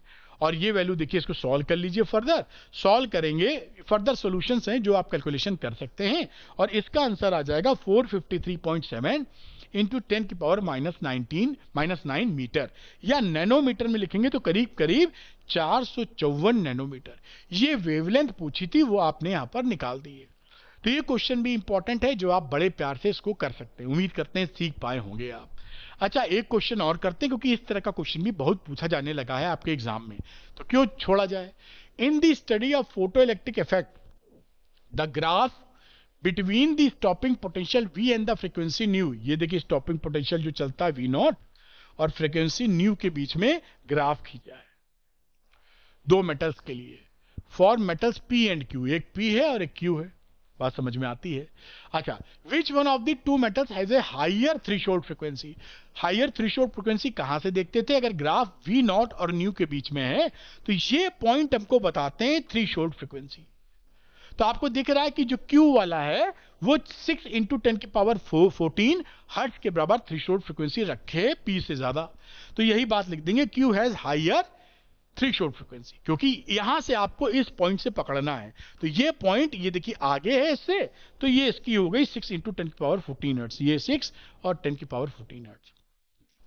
दूसरी बात, determine the work function of the metal which has greater value, जिसकी ग्रेटर वैल्यू हो उसका वर्क फंक्शन निकालो। तो ग्रेटर वैल्यू तो इस Q वाले का आया है, इसका वर्क फंक्शन निकाल लेते हैं। तो वर्क फंक्शन क्या आया बेटा, फाई नॉट या W0, इसकी वैल्यू होती है h न्यू नॉट, तो h तो होता है प्लैंक्स कांस्टेंट 6.63 × 10⁻34 और न्यू नॉट यहां से निकाले 6 × 10⁻14। अब इसको कैलकुलेट कर लीजिए, 39.6 × 10⁻20 जूल, या इसको और इलेक्ट्रॉन वोल्ट में कन्वर्ट करना है तो इलेक्ट्रॉन वोल्ट में 1.6 × 10⁻19 से डिवाइड कर दिया है, और ये वैल्यू हो गई 2.475 इलेक्ट्रॉन वोल्ट, या मोटे तौर पे 2.5 इलेक्ट्रॉन वोल्ट। तो 2.5 इलेक्ट्रॉन वोल्ट हो गया उसका वर्क फंक्शन, जिसकी हायर थ्रेशोल्ड फ्रीक्वेंसी है। अच्छा, अब तीसरा part, find the maximum kinetic energy of electron emitted by the light of the frequency this 1 hertz for this metal. Maximum kinetic energy आपको बताना है जब इस पे जो एमिटेड वाली लाइट है उसकी फ्रीक्वेंसी ये दे रखी है, तो आइंस्टाइन की इक्वेशन का इस्तेमाल हम लोग करेंगे। K मैक्स होता है h nu minus nu not, तो ये h की वैल्यू 6.6 × 10⁻34 और nu minus nu not, nu दे रखा है जो इंसिडेंट वाली है 8 × 10⁻14 और न्यू नॉट हमने निकाली थी 6 × 10⁻14 हर्ट्ज, ये घटा दी देखिए। अब इसको घटा के लिखा तो 6.6 × 10⁻34 और यहां 8 में से 6 गया 2 × 10⁻14, तो ये 13.2 × 10⁻20 जूल आपका आ गया काइनेटिक एनर्जी। अब इलेक्ट्रॉन वोल्ट में नॉर्मली कही जाती है तो 1.6 × 10⁻19 से डिवाइड कर दीजिए और ये आ जाती है 0.825 इलेक्ट्रॉन वोल्ट या 0.83 इलेक्ट्रॉन वोल्ट। ये मैक्सिमम के ही निकल आया। इस तरह के सवाल कर लेंगे तो वैसे ही बेड़ा पार आपका है। तो ये देखिए, ये सवाल भी हो गया आपको कि इस ग्राफ की मदद से जो चीजें उन्होंने पूछी हैं वो सारी आप निकाल पाए यहां पर और इसको नोट कर पाए। मेरे ख्याल से ये भी समझ पाए होंगे आराम से, बढ़िया क्वेश्चन था। ये बात यहां पर कंप्लीट होती है। अब क्या है आगे, जैसे मैंने बात की ड्यूअल नेचर की, अब यहां पर कांड क्या हुआ कि जो इलेक्ट्रोमैग्नेटिक वेव थी वो वेव की प्रॉपर्टी तो इंटरफेरेंस और डिफ्रैक्शन से शो कर रही थी, और भी प्रॉपर्टी होती जो हमारे कोर्स में, जैसे पोलराइजेशन है वगैरह वगैरह, तो हमारे कोर्स के हिसाब से इंटरफेरेंस और डिफ्रैक्शन हमने पढ़ा है तो ये वेव की प्रॉपर्टी होती, ये साबित कर दिया था। लेकिन फोटो इलेक्ट्रिक इफेक्ट को साबित करने के लिए इसके फोटोनिक इफेक्ट यानी पार्टिकल की प्रॉपर्टी को पिक्चर में लेना पड़ गया, तो ये पार्टिकल की प्रॉपर्टी हो गई। एक क्रॉम्पटन इफेक्ट भी होता है जो पार्टिकल की प्रॉपर्टी दिखाता है, यानी इस वेव के पास पार्टिकल नेचर भी है। तो ये ड्यूअल नेचर ऑफ रेडिएशन हो गया। रेडिएशन का मतलब होता है वेव एनर्जी, तो डुअल नेचर रेडिएशन क्या हुआ कि भाई रेडिएशन के बाद रेडिएशन तो था ही, साथ में पार्टिकल नेचर भी है, तो ये डुअल नेचर हो गया। अब अगली बात आती, क्योंकि चैप्टर का नाम है डुअल नेचर ऑफ रेडिएशन, हो गया। एंड मैटर, तो मैटर के पास पार्टिकल नेचर होता है, क्या उसके पास वेव नेचर भी होता है? इसकी तरफ बढ़ रहे हैं अब हम लोग। ये तो हो गया कि रेडिएशन के पास डुअल नेचर है। अब मैटर की बात की जाए तो मैटर में क्या था, radiation has dual nature, wave के पास पार्टिकल नेचर है। अभी आपको हम लोगों ने देखा और फोटो इलेक्ट्रिक इफेक्ट ने ये साबित कर दिया है। अब why not particle has dual nature, भाई जब वेव के पास पार्टिकल है तो पार्टिकल के पास वेव नेचर क्यों नहीं है? इसको लेके डी ब्रॉय, ये देखिए डी ब्रॉगली लिखते हैं लेकिन पढ़ते डी ब्रॉय है, BROY पढ़ते हैं, और अंग्रेजों में ऐसा ही होता है नाम में, डी ब्रॉगली लिखा है लेकिन पढ़ेंगे डी ब्रॉय। तो D Broglie argued that nature left symmetry, उन्होंने कहा जो साइंटिस्ट थे कि नेचर को सिमेट्री पसंद है, यानी ए से बी अगर कोई चीज हो रही है तो बी से ए भी हो सकती है, होनी चाहिए, क्योंकि नेचर ऐसा परमिशन देता है। तो जब हमारे पास वेव से पार्टिकल नेचर आया है तो पार्टिकल से वेव नेचर भी आना चाहिए। इस बात को लेके वो पिल गए, उन्होंने कहा ये होएगा, पक्का होएगा। तो वो जब पढ़े बाद में प्रूफ भी हुआ, लेकिन उसको उन्होंने थ्योरेटिकली बिल्कुल साबित कर दिया कि भैया होना होना है। खैर इस बात को आगे लेके चलते हैं। तो डुअल नेचर ऑफ मैटर की बात आ गई। तो मैटर में de Broglie put forward the bold hypothesis. Bold hypothesis मतलब उस समय कोई हिम्मत ये नहीं कर पा रहा था, एकदम से उन्होंने तगड़ी बात कह दी, क्योंकि उससे पहले तो बातों को अलग समझा जाता था। उन्होंने तगड़ी बात कही कि मटेरियल पार्टिकल्स इन मोशन, कोई जो मटेरियल के पार्टिकल्स हैं जब वो मोशन में होते हैं, मूव कर रहे होते हैं, तो वो वेव लाइक प्रॉपर्टी भी शो करते हैं। और इसके पीछे दो तगड़े उनके बेसिस थे। पहला रीजनिंग किस पे बेस थी? उनकी रीजनिंग पहली चीज पे बेस थी कि आइंस्टाइन ने बताया है E=mc²। इस फॉर्मूले से पहले ये लोग ये समझते थे कि एनर्जी एक अलग चीज है और मास या पार्टिकल नेचर एक अलग चीज है। लेकिन जब E=mc² आ गया तो उसमें क्या हुआ कि एनर्जी से मास और मास से एनर्जी आप कन्वर्ट कर सकते हैं, और ये एक्सपेरिमेंटली प्रूव भी हो गया। तो ये बात तय हो गई कि एनर्जी और मास ये दोनों बातें एक दूसरे के पूरक है, अलग अलग नहीं है, एक दूसरे के बीच में रिश्ता है। और ये रिश्ता क्या कहलाता है? आइंस्टाइन ने बताया कि ये रिश्ता फलाना कहलाता है। तो ये इन्होंने कहा कि भाई एनर्जी और पार्टिकल नेचर आपस में जुड़े हुए हैं। दूसरी बात इन्होंने कही कि नेचर को सिमेट्री पसंद है। तो जब भैया E से M बन रहा है, जो हम देखे फोटो इलेक्ट्रिक, M से E क्यों नहीं बनेगा?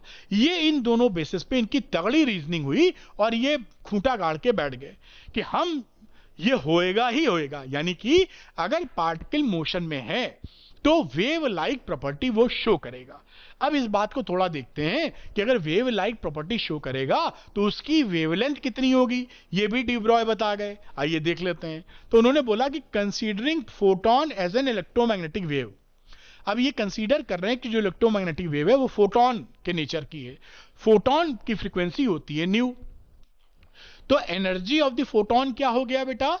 E=hν। ये तो फोटोन की एनर्जी होती है, और आइंस्टाइन की मास एनर्जी रिलेशन से E=mc² होता है। अब इन दोनों इक्वेशन का इस्तेमाल कर लीजिए, एनर्जी की जगह hν पुट कर दो इसमें। तो पहली और दूसरी इक्वेशन से क्या हुआ? hν बराबर, यानी E की जगह ये hν पुट कर दिया तो hν बराबर mc² हो गया। बात समझ में आई? mc²। अब आप जानते हैं कि इस न्यू की जगह, फ्रीक्वेंसी की जगह c/λ लिख सकते हो। V=ν लैम्डा, V की जगह C कह दो तो C=ν लैम्डा, तो न्यू की जगह c/λ। hc/λ=mc², क्योंकि न्यू बराबर c/λ होता है। तो यहां पर अगर हम बात करें लैम्डा की, h/mc, ये देखिए लैम्डा की बात करो तो h, ये c कट जाएगा एक स्क्वायर से, तो ये इस c का ये स्क्वायर कट गया, तो λ=h/mc, या h, ये mc क्या होता है? m/v है। अगर ये वैक्यूम में है तो v की जगह c लिखा है, ये मोमेंटम हो गया ऑफ दी पार्टिकल।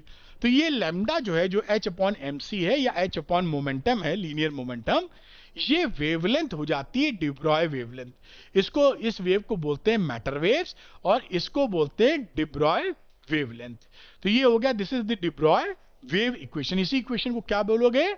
आपको लिखने को आ जाए कि डी ब्रॉय वेव इक्वेशन लिखो तो यही इक्वेशन आप लिखेंगे, λ=h/mc या mv। अगर किसी मीडियम में आप स्पीड की बात कर रहे हैं तो सी की जगह वी लिख देना, और या एच अपॉन लीनियर मोमेंटम। अब ये जो इक्वेशन है ये इन इटसेल्फ ड्यूअल नेचर को शो करती है, क्योंकि देखिए ये लैम्डा तो वेव की प्रॉपर्टी होती है और ये मोमेंटम तो पार्टिकल की प्रॉपर्टी होती है। मोमेंटम मास हो गया ना, उसमें बिना मास के तो मोमेंटम m इंटू वी निकलेगा। तो ये डुअल नेचर इक्वेशन खुद ही शो कर रही है, ये वेव की प्रॉपर्टी और ये पार्टिकल की। तो यही बात है कि डुअल नेचर ये इक्वेशन खुद ही शो कर देती है, और ये इंटरेस्टिंग बात है। तो ये डी ब्रॉय वेवलेंथ बोलते हैं इसको।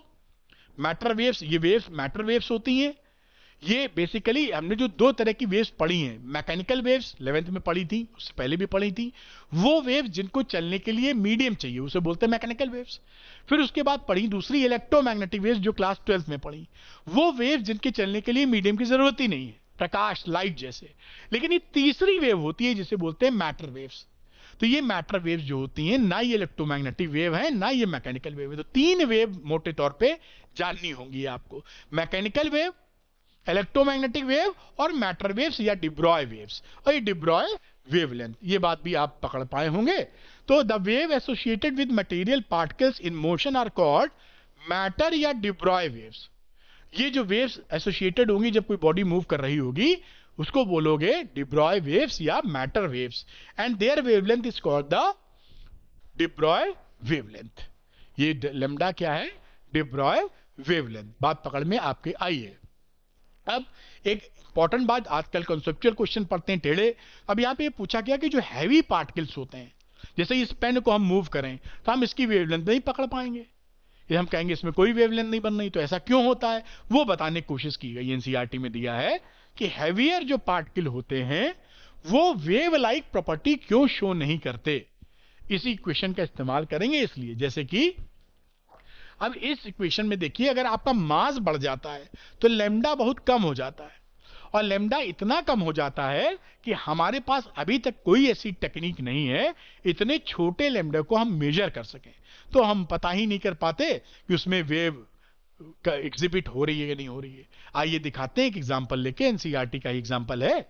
For example the de Broglie wavelength of A ball, एक बॉल ले ली जिसका मास बहुत ही कम, देखिए 120 ग्राम, 0.12 किलोग्राम, 100 ग्राम की बॉल है मोटे तौर पे, और साथ में जिसकी स्पीड 20 मीटर पर सेकंड है, जो कि बड़ी नॉर्मल स्पीड। आप बॉलिंग करते हैं, एक बॉलर लेदर की गेंद से करता कितनी स्पीड निकाल देता है? 150 होता, जो फास्ट बॉलर है 150-55 निकाल, 160 फेंकी हुई बॉल है, 150 निकालना कोई बड़ी बात नहीं है, लेकिन तगड़ा बॉलर चाहिए। तो खैर एनीवे 20 मीटर पर सेकंड से अगर वो बॉल फेंक देता है कोई भी बंदा जो करीबन 0.12 किलोग्राम की हो, तो उससे वेव, उसका लीनियर मोमेंटम निकाल लो पहले। तो मास हो गया 0.12, वी हो गया 20, मल्टीप्लाई किया 2.40 मीटर पर सेकंड। तो वेवलेंथ कितनी आ गई? जो डी ब्रॉय वेवलेंथ है या मैटर वेवलेंथ है, h अपॉन पी। h की वैल्यू लिख दी प्लैंक्स कांस्टेंट, p निकाला यहां से यहां पुट कर दिया, इसको सॉल्व किया तो वैल्यू आ गई 2.76 इंटू 10⁻34 मीटर। ये 10⁻34 मीटर की तरफ निगाहें डालिए, ये बहुत ज्यादा कम है। तो यहां पर मैंने लिख भी दिया है, जैसे आपको याद रहे कि ये इतनी छोटी वेवलेंथ है कि हमारे पास इसको नापने का कोई जुगाड़ नहीं है, हम नाप नहीं पाते इसको, इतनी छोटी वेवलेंथ है। तो यही क्या हो गया कि मैक्रोस्कोपिक ऑब्जेक्ट जो होते हैं, मैक्रोस्कोप मतलब बड़े वाले, से बॉल है, पेन है, कार चल रही, बाइक चल रही, ये सब मैक्रोस्कोपिक। ये जो मैक्रोस्कोपिक ऑब्जेक्ट्स हैं उनमें ये wave like properties daily life में एग्जिबिट करती हुई नहीं दिखती। अगर इसकी जगह में इलेक्ट्रॉन या सब एटॉमिक पार्टिकल्स में चले जाएं जहां पर मास बहुत कम होता है, तो अगर मास बहुत कम हो जाएगा तो लैम्डा बढ़ जाएगी। तो ये जो सब एटॉमिक पार्टिकल्स हैं या इलेक्ट्रॉन वगैरह की जो बात कर रहे हैं, उनके पास वेव लाइक कैरेक्टर वो शो करते हैं, डी ब्रॉय वेव्स। और ये प्रूफ हो चुका है कि जो हमारे कोर्स में अब नहीं, पहले था एक्सपेरिमेंट कि इलेक्ट्रॉन की वेवलेंथ एक्सपेरिमेंटल तरीके से निकालिए। तो ये प्रूव हो चुका है कि इलेक्ट्रॉन जब मूव करता है तो वेव लाइक प्रॉपर्टी शो करता है, एक्सपेरिमेंटली प्रूव हो चुका है, यानी ये बात सही पक्की तौर पे हो चुकी है। अब इलेक्ट्रॉन की वेवलेंथ मतलब अलग से जो एक्सपेरिमेंट था वो हमारे कोर्स में नहीं रहा है, ठीक है। तो ये बात आप समझे होंगे, जैसे आपको कॉन्सेप्ट भी पकड़ में आए, केवल ये नहीं कि देख लिया और रट्टा मारा कर गए, रटने से नहीं काम बन पाएगा। तो इसलिए मैं सारी बातें आपको बता रहा हूं। अब देखिए dual nature of matter D Broglie waves की कहानी में from D Broglie wave equation हमारे पास कुछ चीजें हम फाइंड कर लेते हैं। पहली, lambda is proportional to 1/p। हमने देखा था ना कि लैम्डा की वैल्यू होती थी h/mv या mc, जो भी लिख दो, और ये हो गया h/p। तो ये लैम्डा p के इनवर्सली प्रोपोर्शनल है। मोमेंटम जितना ज्यादा उतना वेवलेंथ कम।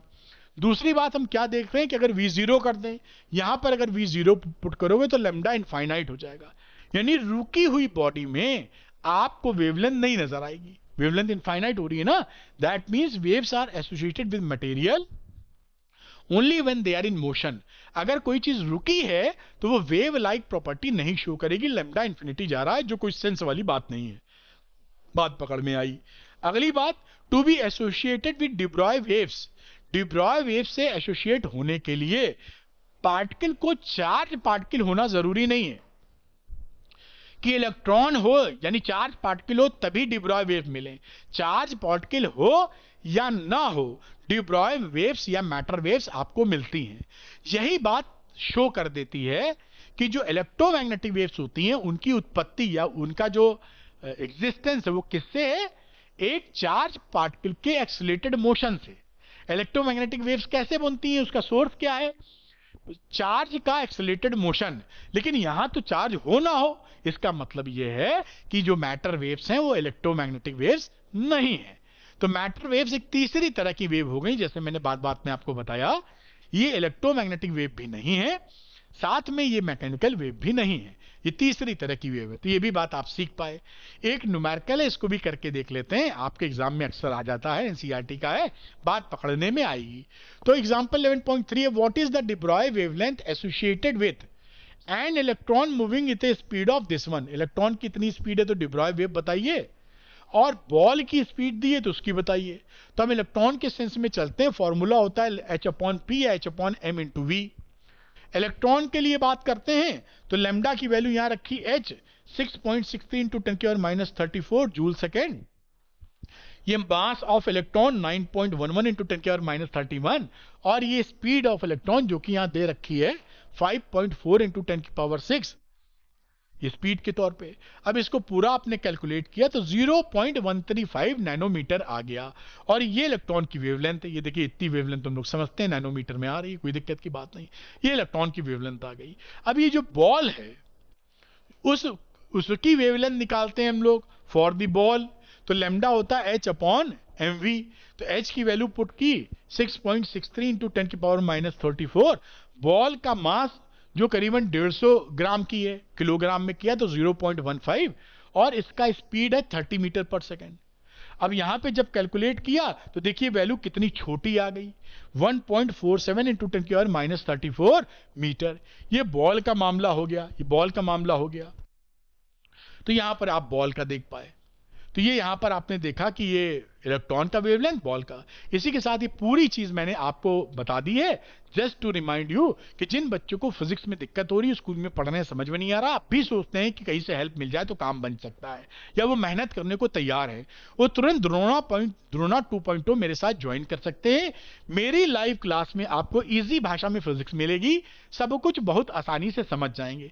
साथ ही द्रोणा 2.0 में एनसीईआरटी के सभी एक्सरसाइज के सवाल का वीडियो सोल्यूशन मैंने सरल भाषा में रिकॉर्ड किया है, सुपर एक्सप्लेनेशन वो मिल जाएगा।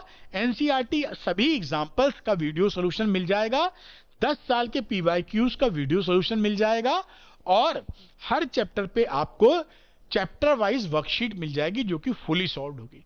यानी ये द्रोणा 2.2 का पूरा पैकेज इतना मजबूत है कि आपका 97% आ जाएगा, बस थोड़ी सी आपको मेहनत करनी है, और किस्मत ने साथ दिया तो 100 में 100 भी आ जाएंगे। मटेरियल ताकतवर है, थोड़ी सी मेहनत और थोड़ा प्रभु का आशीर्वाद लगेगा। अच्छा, कुछ बच्चे ऐसे होते हैं जो पूरी चीज ना लेके सोचते हैं कि सर हम क्वेश्चंस की प्रैक्टिस कर लें जहां से आना ही है। तो आप जानते हैं 10 years PYQ NCERT exercise, NCERT example बड़े इंपॉर्टेंट हैं। तो ये एक मैंने वीडियो कोर्स बना दिया है, जो इसमें तो ये मिल ही रहा है। जो बच्चा ये नहीं चाहता, केवल ये चाहता है, उसके लिए 10 इयर्स का पीवाईक्यूज वीडियो को मिल जाएगा। एनसीईआरटी एक्सरसाइज के सारे वीडियो, एनसीईआरटी एग्जाम्पल के सारे वीडियो मैंने स्वयं रिकॉर्ड किए हैं, पूरी चीज आपको मिल जाएगी। इसमें टोटल 771 क्वेश्चंस के वीडियोस हैं। तो इसको लेकर आप, क्योंकि ये ऐसा क्वेश्चन बैंक बन जाता है वीडियो फॉर्मेट में, जिसको करना तो पड़ेगा ही आपको, इसके अलावा जो चाहे करें, ये नहीं छोड़ सकते। तो जो बच्चे इंटरेस्टेड हैं इसको लेने के लिए, उनके लिए एक बड़ा ऑफर भी चल रहा है। इसको लेने के बाद कुछ और लेने की आपको आवश्यकता नहीं है। तो जो भी इनमें से पसंद कर रहे हैं कि मुझे ये लेकर मेरी हेल्प हो जाएगी, वो अरविंद एकेडमी ऐप को डाउनलोड कर लीजिए। इसके स्टोर सेक्शन में जाइए, वहां आपको द्रोणा 2.0 और 12th संपूर्ण दोनों ही कोर्स दिखेंगे। तो 12th संपूर्ण या द्रोणा 2.0 जो आपके लिए हेल्पफुल लगे आप ले सकते हैं और पढ़ाई को आगे बढ़ा सकते हैं। और अरविंद सर की मेहनत अगर आपको पसंद आई है, ये शानदार वीडियो के लिए जो 2 घंटे से भी कम का रहा है, पौने 2 घंटे का, सब कुछ एकदम सरल भाषा में हर चीज आपके सामने रख दी है, क्योंकि होमवर्क बहुत तगड़ा मैंने किया है। अगर आपको पसंद आया है तो अरविंद एकेडमी चैनल को सब्सक्राइब कीजिएगा और इस वीडियो को लाइक और शेयर जरूर कीजिएगा। मिलते हैं किसी और वीडियो में और सरल फिजिक्स और इंटरेस्टिंग फिजिक्स पढ़ने के लिए। Thank you very much. Best of luck बेटा।